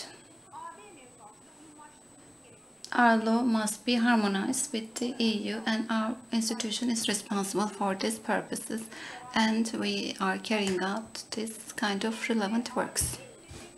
Aktarılması meselesinde özellikle değinmeden geçemeyeceğim önemli bir karar var. Avrupa Adalet Divanı'nın vermiş olduğu. There is a decision in 2020, Schlem's II decision.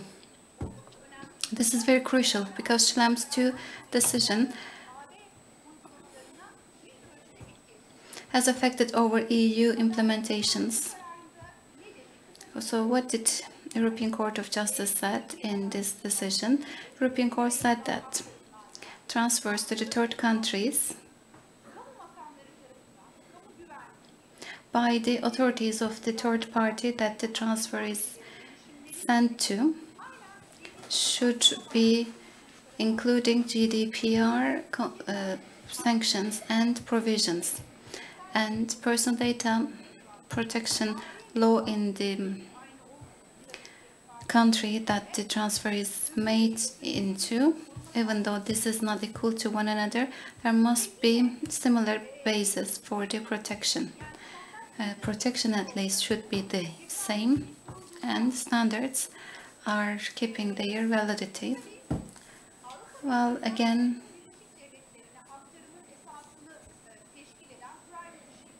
Privacy Shield has been annulled, but FCC still prevails.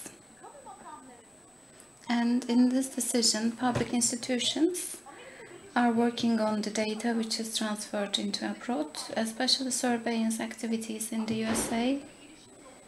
And in terms of reaching the data that is transported to other countries, implementation should be proportional, and also individuals don't have efficient rights. For that reason, Privacy Shield was revoked. And now your one last minute. And in this decision, it was mentioned by the European Court of Justice.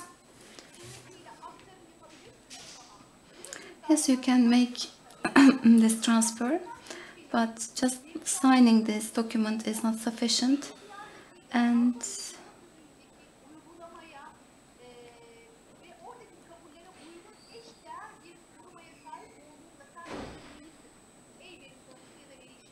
data controller, data processor should also accept that they are obliged to the responsibilities and obligations in the law.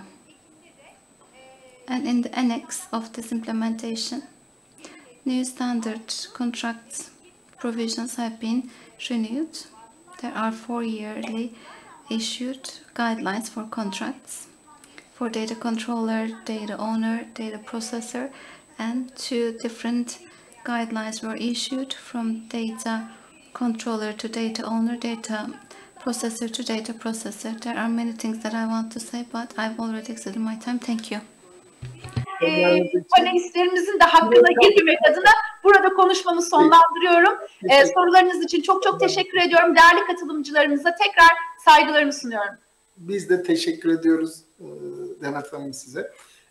Programa göre ikinci konuşmacımız Sayın Tuğba Kendir Tunalı. Merhabalar Sayın Tunalı. Nasılsınız Tuğba Hanım? Şimdi Tuğba Hanım Orta Doğu Teknik Üniversitesi. Tuğba is from Middle Eastern Technical University, Faculty of Politics and Public Management.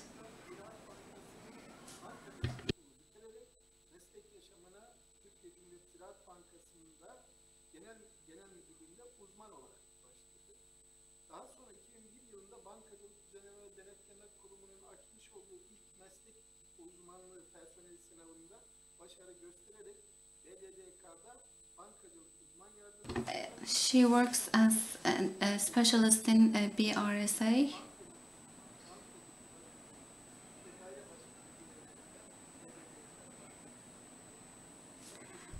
Bulundu. 25 Ağustos 2017'den itibaren de Kişisel Verileri Koruma Kurumu'nda inceleme dairesi başkanı olarak atandı ve hala bu görevini sürdürmekte Sayın Tunalı. Tuğba Hanım bize inceleme dairesi nezdinde başkanı olup olduğunuz inceleme dairesi nezdinde inceleme süreçleriyle ilgili bilgi verebilir misiniz acaba? Bu süreçler nasıl ilerliyor? So what can you say about your works and how do you carry out this evaluation and monitorization processes? Can you please briefly talk about that? Thank you very much.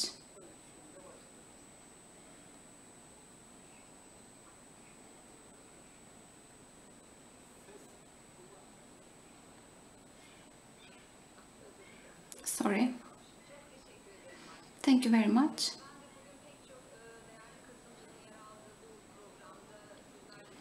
And I also would like to thank you very much for being in this session with very valuable speakers.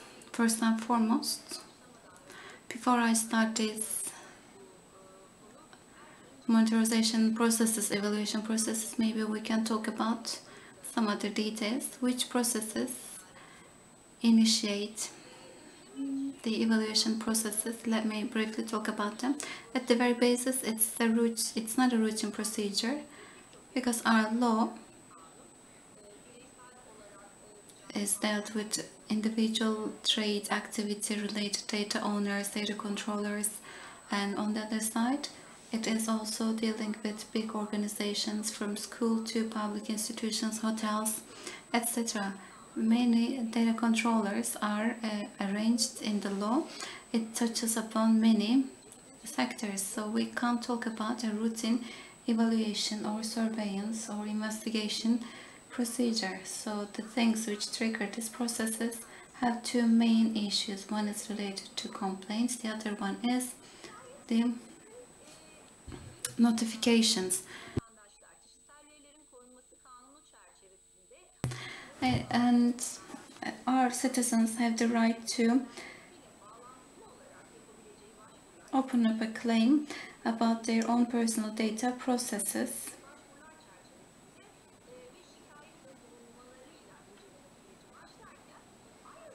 And also, our institution, Personal Data Protection Board,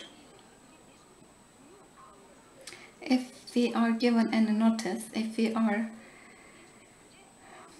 knowledgeable about any breach of the personal data protection, then we can initiate some investigation and evaluation processes. It could be based on certain reports or warnings or complaints, or else it could be a news on a newspaper or TV channels or social media. It could be related to many things, and our institution issues decision for the evaluation.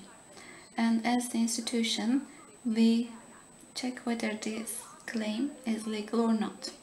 And our law is relatively new, but it's 5 years old. It's been actively implemented for more than 5 years, so we have to be teaching the rights to the citizens in the rightest way possible. So certain claims not having the legality conditions are overruled, and we are doing our best to check the conditions.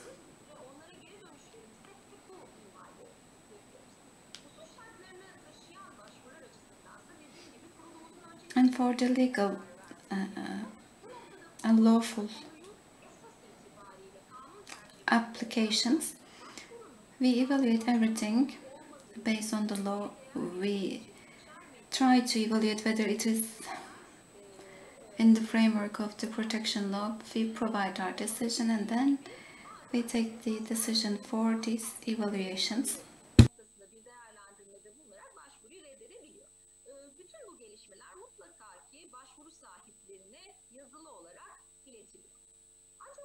İncelemeye alındığında tabii esas süreç bu noktada başlıyor.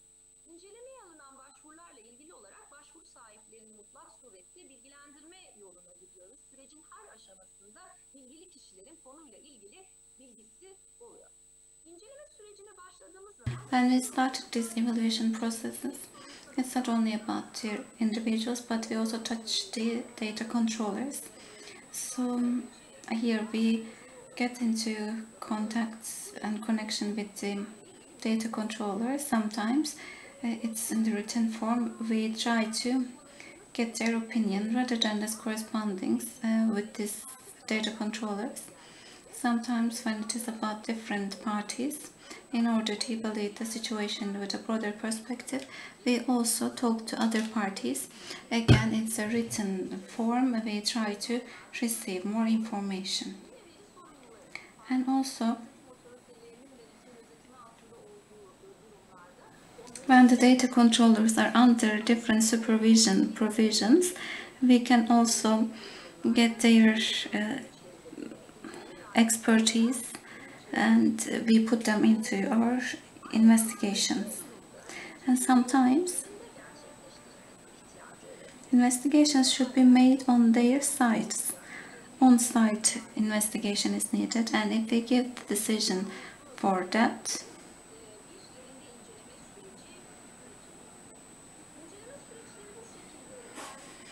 then we can give the decision accordingly. And due diligence and meticulous investigation could be provided. And I want to ask you my second question. Is it two-sided, double-sided process, I guess? Both data controller and the individual are under this investigation process. So data controllers or data owners, after their application to the institution, what they should take into consideration, how they should express themselves. This is our second question, because you have 8 minutes left. Then these two questions, this is what I'm going to bring together, and maybe we can continue from this onwards. So maybe we have to see what are the things that the individual should be taking as basis.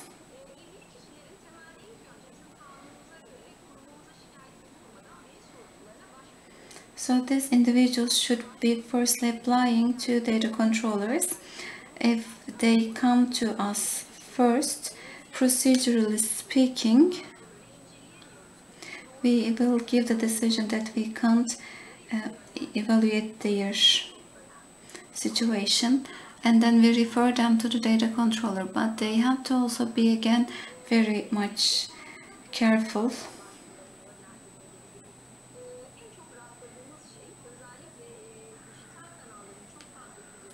We know that in our day, digital channels and platforms are used too much, and people should provide this information to the data controllers.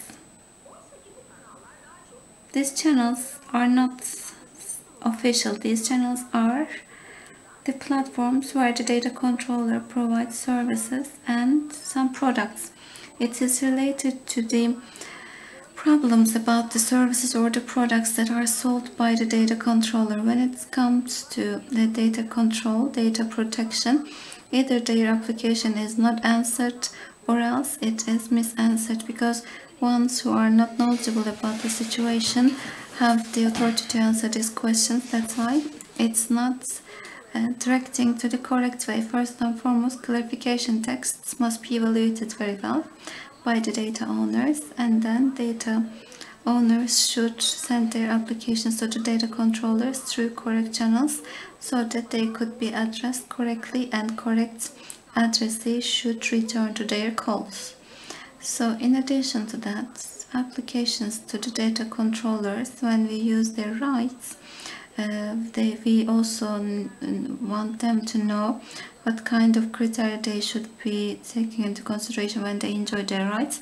First and foremost, it should be covering all the elements in this directive, in this document. If it is lacking, then they can't get an answer from the data controller. And when we have a look at the applications sent to us, we can understand that upon not having an answer from the data controller, data owners applies to our institution. So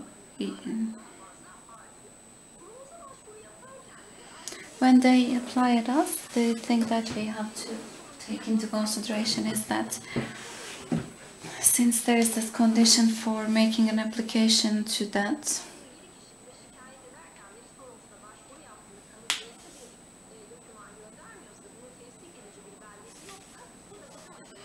they should be supporting their situation. Unless they don't have that documents or evidences, it means that it is procedurally lacking. Mutlak surette her zaman. Bunun yanı sıra en çok dikkat edilmesi gereken bir konu da kanunda yer alan başvuru süreleri. Kanunumuza göre ilgili kişiler veri sorumlusuna başvurduktan sonra veri sorumlusuna 30 günlük bir cevap verme süresi var. Eğer bu 30 gün içerisinde herhangi bir cevap alamazsa ya da olumsuz bir dönüş olursa veri sorumlusundan, alınan cevap ilgili kişiyi tatmin etmezse, o takdirde kurumumuza bir şikayette bulunabiliyor ilgili kişiler. İşte bu noktada veri sorumlusuna başvuru yaptıktan sonra mutlak surette o veri sorumlusuna... And after their applications, 30 days is needed.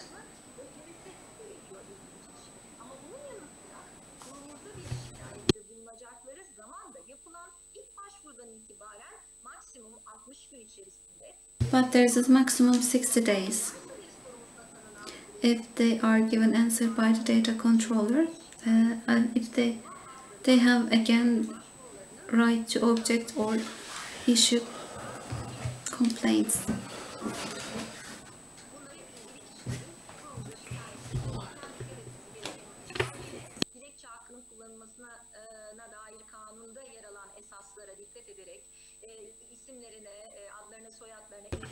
Their names, surnames, their contact information, their signatures should be placed on the documents if they want to put a complaint. Complaints without a name can't be taken as serious, and also for the data owner, as we stated before, and data owners, data controllers sometimes do not pay attention to the applications. They don't respond to them, and majority of the complaints happen due to the lack of answers. If they answer, actually citizens' problems could be solved earlier, and maybe the complaint mechanisms are not in need of functioning, and data controllers should be much more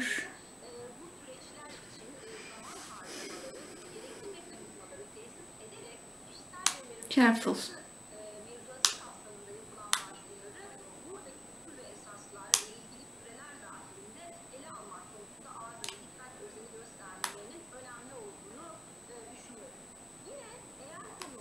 inceleme süreci noktasına geldiyse, burada bir inceleme kararı alınarak konu ele alındıysa, veri sorumlularıyla ilk iletişim kurduğumuz andan itibaren bu konuda aslında veri sorumlularının gayet işbirliği içerisinde olduğunu görüyoruz ama kendi durumlarını ortaya koyarken, kendi savunmalarını kurumumuza iletirken bize ileri sürdükleri her tez, her konuyla ilgili tevsik edici belgeyi de mutlak surette kurumumuza tevdi etmelerini, kendilerini daha iyi ifade edebilmeleri açısından önemli görüyoruz.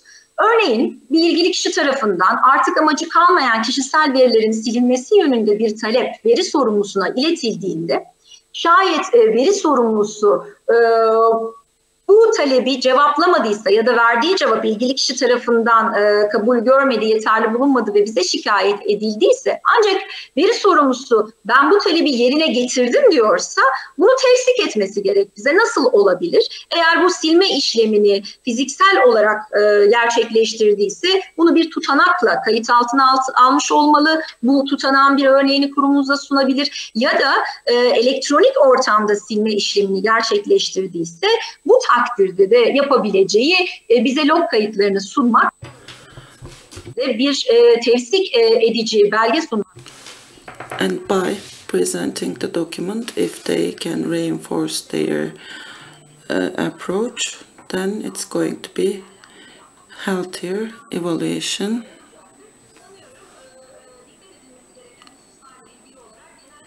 I think these are the general approach that I might say. If we go back to examination process, after the examination process, by having correspondences, we, after having all the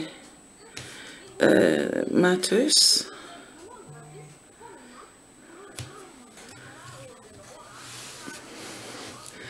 and this is about this is being sent to the board, and the board evaluates and takes the final decision.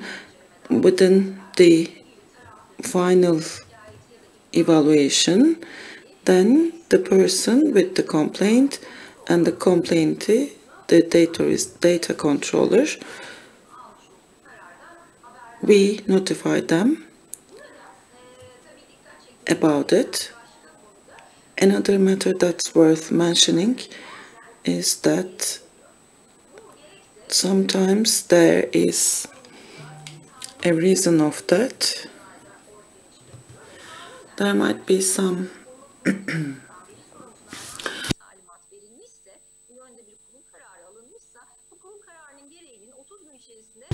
and this decision is communicated to the data controller, and data controller needs to implement what is written in the decision, and whether the decisions have been implemented or not, then it's being followed.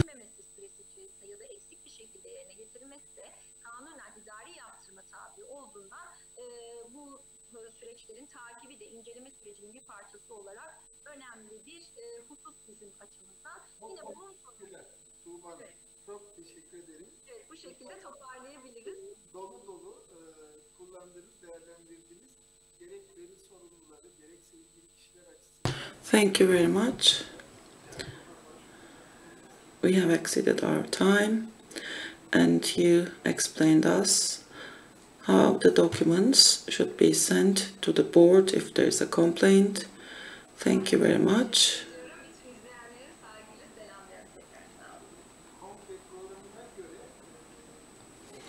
According to the program, Ersin Can is our third speaker.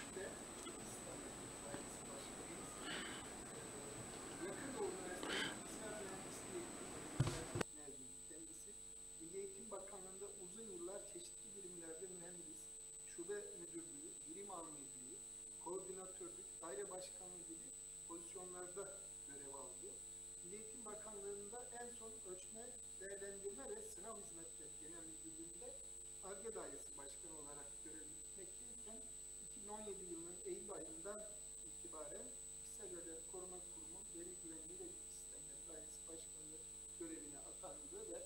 hala bu görevi başarıyla sürdürüyor Sayın Ersin Hocam. Ben Ersin Bey, my question is that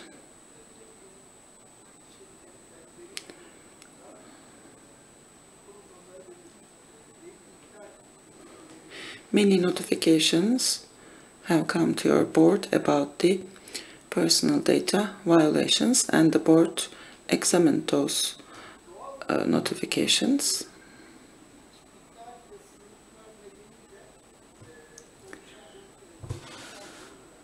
And this situation, sometimes data breach, there might be such issues.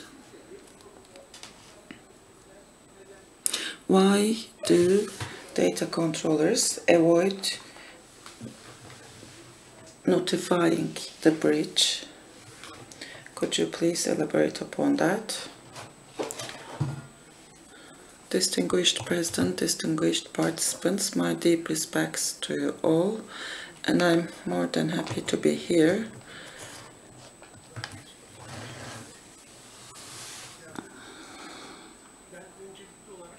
First of all,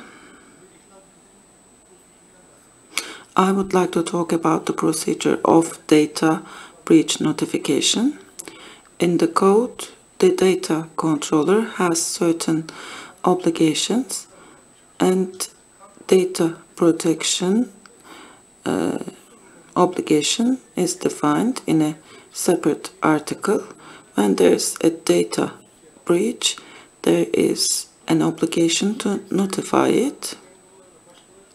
If this personal data is acquired in illegal ways, data controller needs to notify it to the supervisors and the boards, and the board, if need be, they can announce it in the internet website. As soon as possible, it says as soon as possible, and the board took a decision of defining it as 72 hours, and this is in line with GDPR.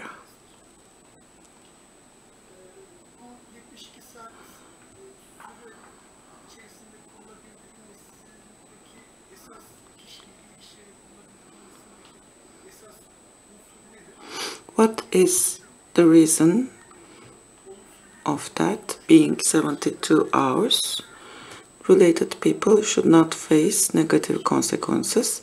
If the related person cannot be reached, this has to be published in the internet page by the data controller. This can be regarded as the notification.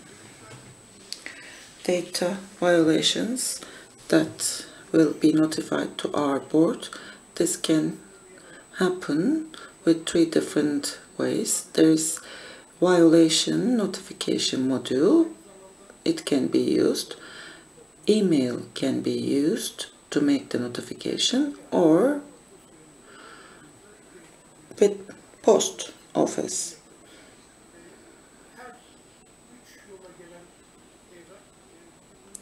All the documents received with these 3 means are recorded in our board and then processed. Till now, 699 data violation notification came, and it increases as the years pass. For 2017, it's 1.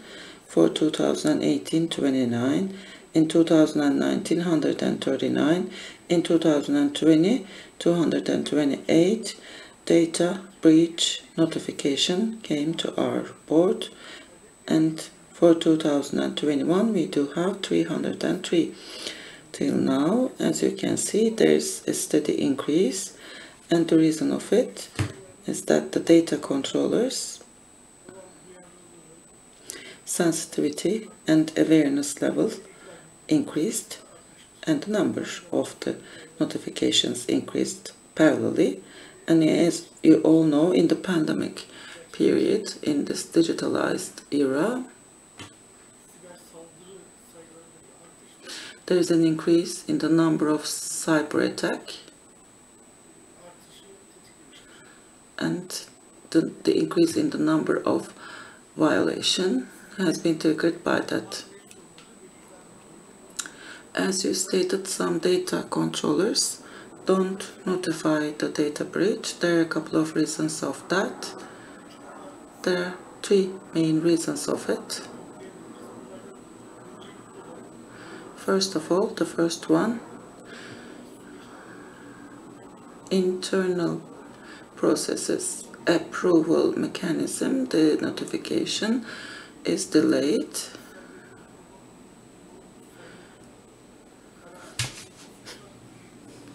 And in 2019 decision of the code, they prepared data breach violation plans to manage these processes in a more practical way, and then they're trying to avoid the delays in the notification process, and this is going to have negative effects in terms of the controller and the institution. Ki bu durum son derece yanlış bir algıdan kaynaklanmaktadır. Yani kurumumuza demin de söylediğim gibi 699 adet veri ihlal bildirimi bulunmakta.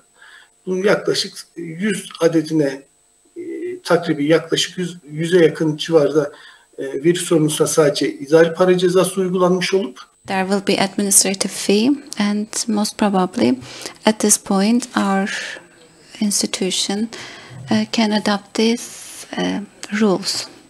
Up until this time, no data controller will be given maximum level of fine. So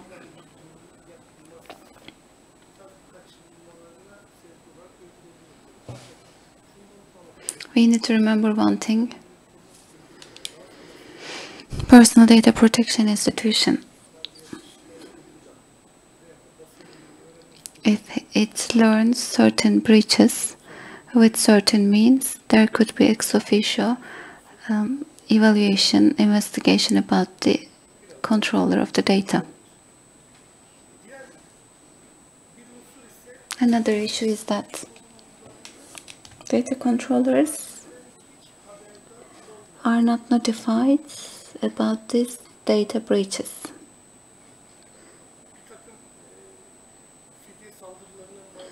Because there could be malware and also phishing attacks, cyber attacks.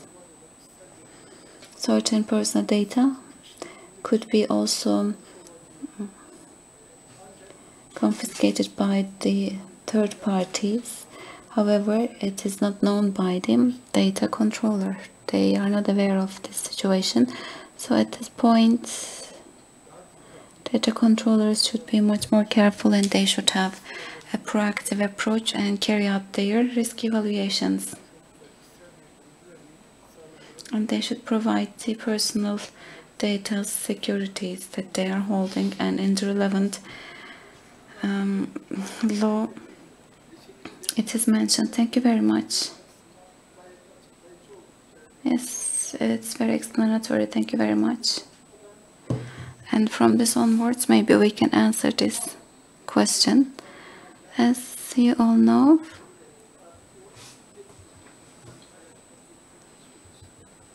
digital world is increasing its effect over our lives because we are carrying out many things on the digital environment, and even in a second, in a blink of an eye, trillions of data could be processed. And it underlines the importance of how to protect personal data. So what can you say about data security and personal data protection? What are your recommendations and opinions?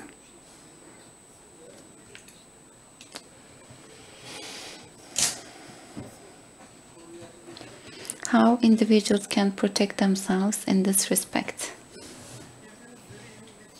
As you all know, due to this national security issues, there could be some conflicting things about the technological use, and new technological and communicative things should always be evaluated, and personal privacy should not be harmed, and data security is at the forefront, and the most important element is awareness.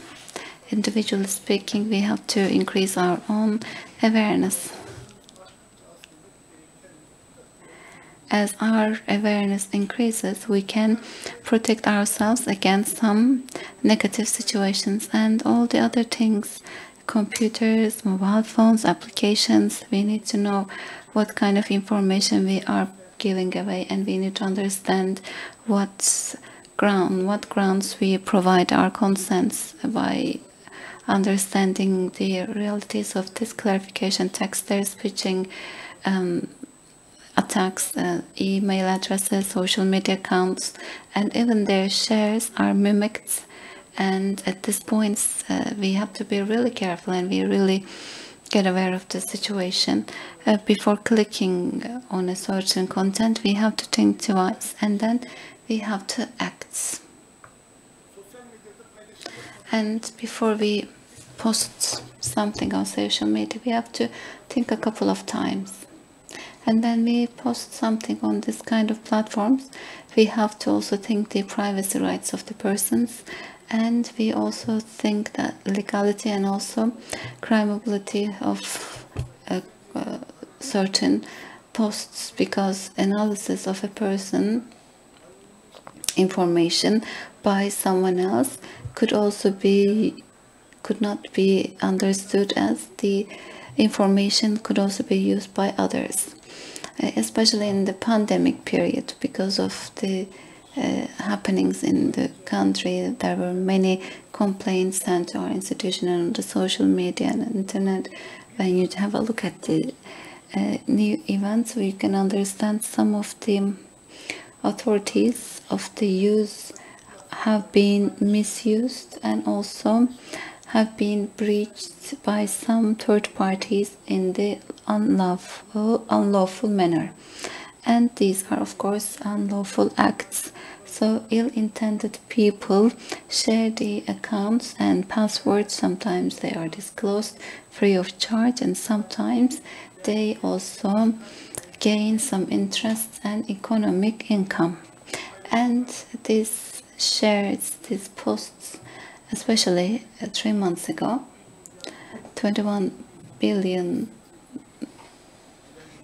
worth of data set was published. It was posted. It's a huge set of data, all the passwords and also the account names. It should be paid more attention, and our email addresses should be different than those of the other platforms. We should not be using the same password. Especially in the financial sector, we use certain passwords and they are a negative, they could be also affected negatively. There could be consequences, so we have to be very careful. And also, passwords should not be annexed to any electronic form. When we talk about password security, yes, we should be careful, and in some intervals we should be changing those passwords. So users generally use the same password for many platforms, and when a third party gets the control of a platform, then they also use those passwords for other platforms, and your personal data could be disclosed. So you might have this threat. Because of that reason, people should change their passwords in some intervals. Yes, I'm sure that there are a lot of things that you would like to say about this issue, but Mustafa Erbilli is waiting for us as if he thinks that his time will not be sufficient to give a speech. I think it's his turn to take the floor. Thank you very much for for your comments. Now, Mr. Mustafa Erbilli, the last speaker in the last session, the last 14th session, our last panelist will be delivering his last speech, Mustafa Erbilli. Thank you very much for joining us. Thank you so much. Mustafa Erbilli, now I'm reading his resume, his CV. Mr. Erbilli graduated from Ankara University Department of Politics and Public Management, and he worked in different official positions afterwards.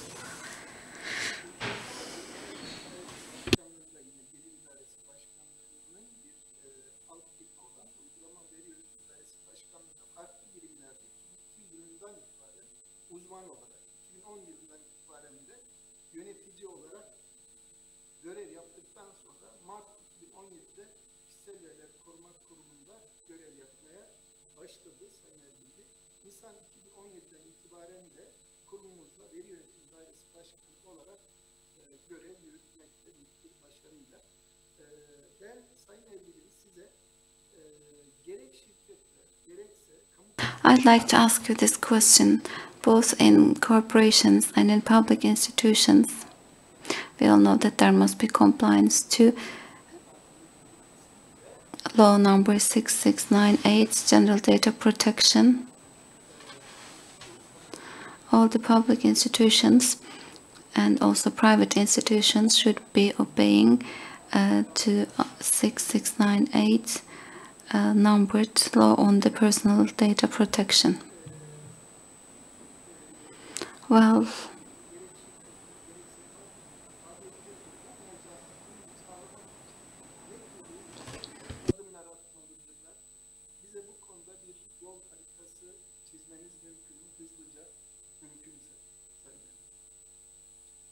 what can you say? What kind of a roadmap you can draw for us? Thank you very much. Yes, I am the last speaker of our Congress. I'd like to extend my salutations to everyone. As you mentioned, April 7, 2016, our law was enacted, and then we are gathered together here to talk about personal data protection law and compliance to the law. So in the law there is certain people defined as the data controller. They have the control and the processing of the data. We can talk about legal entities or natural entities, natural persons, institutions, public, private agencies. We are actually talking about compliance for these institutions to the law. Both the legal people and also natural people should obey the rules stipulated in the law. They have to provide compliance to the basic rights on the law and also personal data protection law, and anonymization, elimination, erasure of the personal data, and they should also be in line, compliant with the procedural ways for transfer of the data to abroad and processing of the data.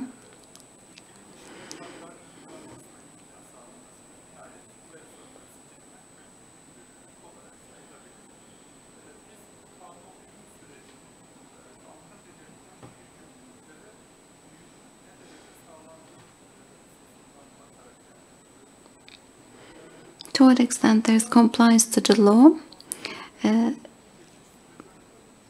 this takes approximately 2 years, and as of 2017 all the personas that we mentioned in the law should have initiated their compliance works to the law.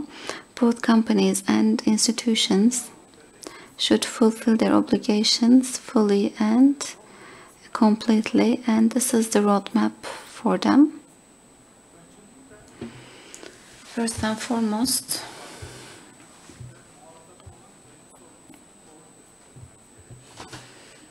we need to define the data controller correctly. vasıtalarını belirleyen veri kayıt sisteminin kurulması ve yönetimi. And real or legal people in charge of data controller, and when we look at the records, we see that data controller concept is misunderstood. Sometimes, let's say that HR department of a company or provincial directorate, they consider themselves as data controller and make an application to the board.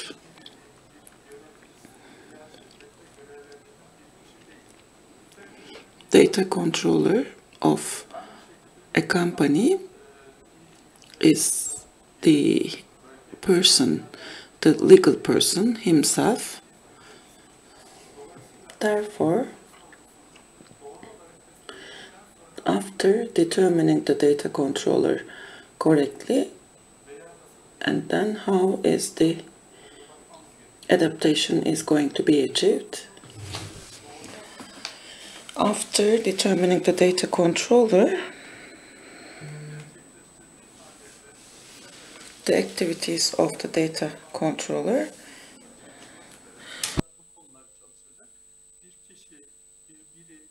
this person is going to be, organize a team, and this team or commission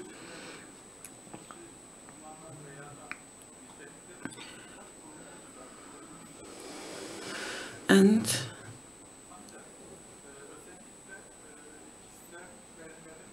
we can say that for this reason, competent in terms of implementations, the personal things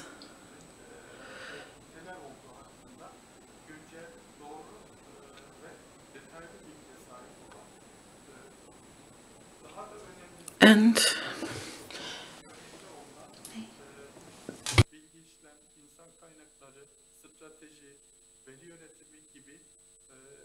birimlerde görev yapan kişi veya kişilerden oluşturulmalı diye düşünüyorum. Bunu önerebiliriz. Bu ekip dolayısıyla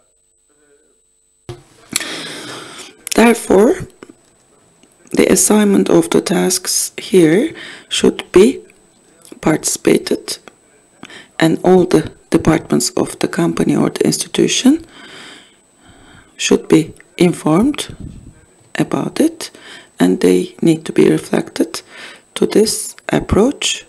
And this team, after developing that team, this team is going to determine all the departments in which personal data is processed and what kind of data is processed. They will find them out, and the quality or special characteristics, personal data or general characteristics, personal data, how they are stored, how they are kept, how they are destroyed, all these processes should be determined first, and what has been done with this data. If there is a transfer of the data, then it should be determined as well. If need be, business flow charts need to be drawn, and the team needs to act accordingly. My question is quite general, because when I say adjustment to a personal data protection code, but I think, let me tell you that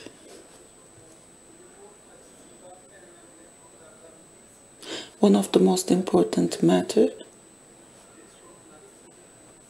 MARNIS, the registration obligation, vergis, the name of the system, what's the purpose of this system,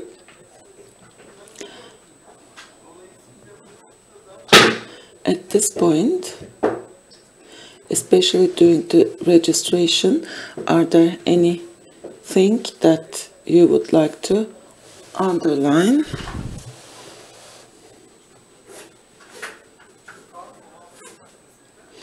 In the 16th article of the code, there is an registration obligation to the system. Before processing data, data controllers should register to awareness this system, except for some exceptions. All data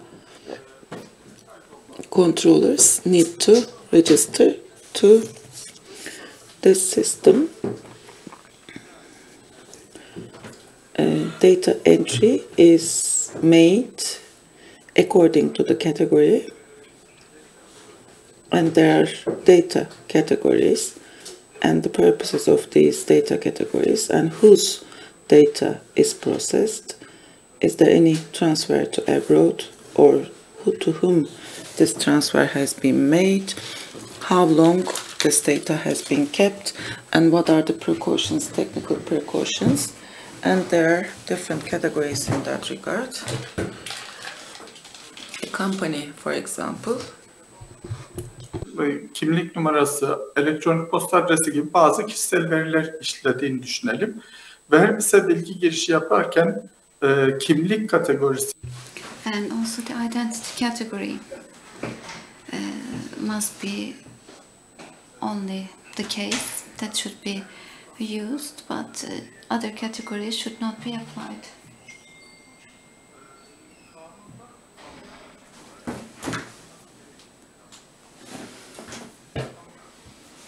So the registry is open to public. Everyone can have access to information of the natural or legal entities. Through members, they can investigate this, question this information. As an audit mechanism, it was designed so anyone who wants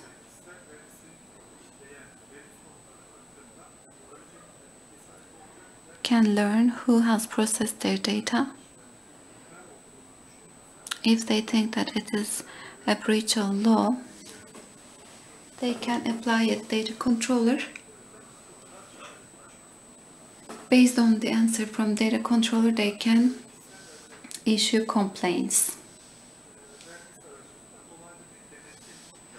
And through members, these data controllers can also carry out indirect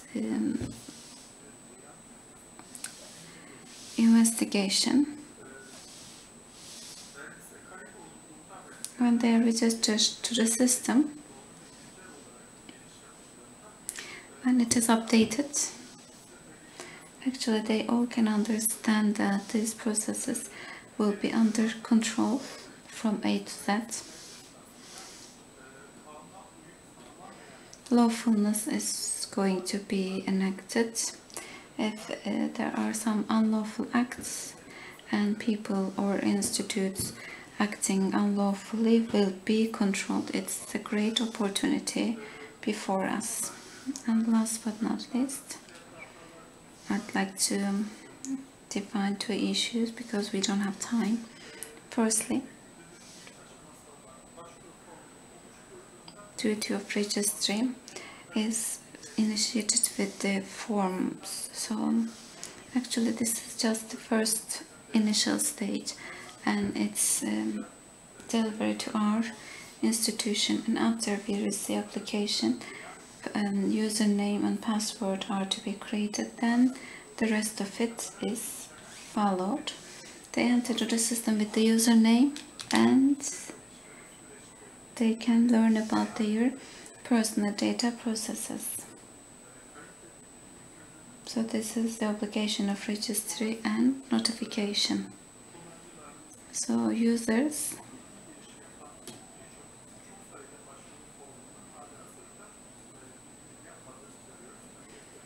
have not sent their notifications for their forms. This is a big mistake, And the second one is that when they enter to the system, certain people have not filled the inventories. It's a random entries, and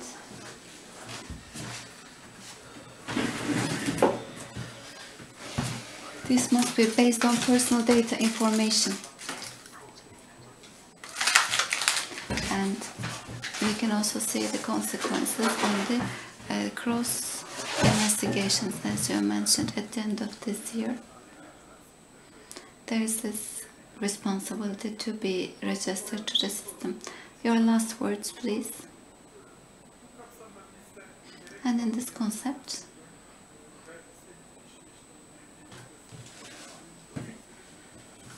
there is this hotline to get more information about Merbis, and also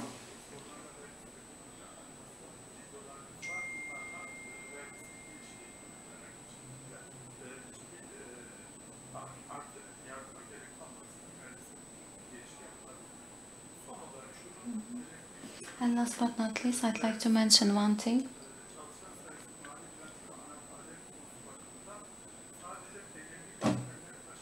This is a responsibility for the data problems, but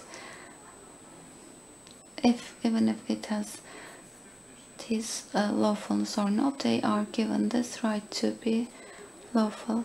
Okay, you have already brought these two questions and answers together. Thank you very much for your very valuable answers, and we have already used this time very well. Panelimizi başarıyla tamamladık. Ben tüm değerli panelist arkadaşlarıma çok değerli açıklamaları için, aydınlatıcı bilgileri için teşekkür ediyorum. Tekrar I'd like to thank you very much once again, and I'd like to thank you so much for your participation to the first International Personal Data Protection Congress.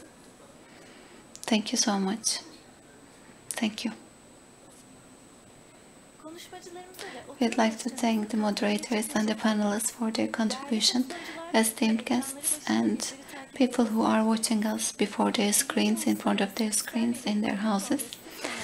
We have come to the end of the first International Data Protection Congress. Istanbul University and Turkish and German University, Faruk Bilir, and esteemed colleagues of mine, my seniors, Istanbul University Dean Professor Dr. Ömer Ekmekçi, and also all the panelists who submitted their presentations. We'd like to thank them. Thank you very much.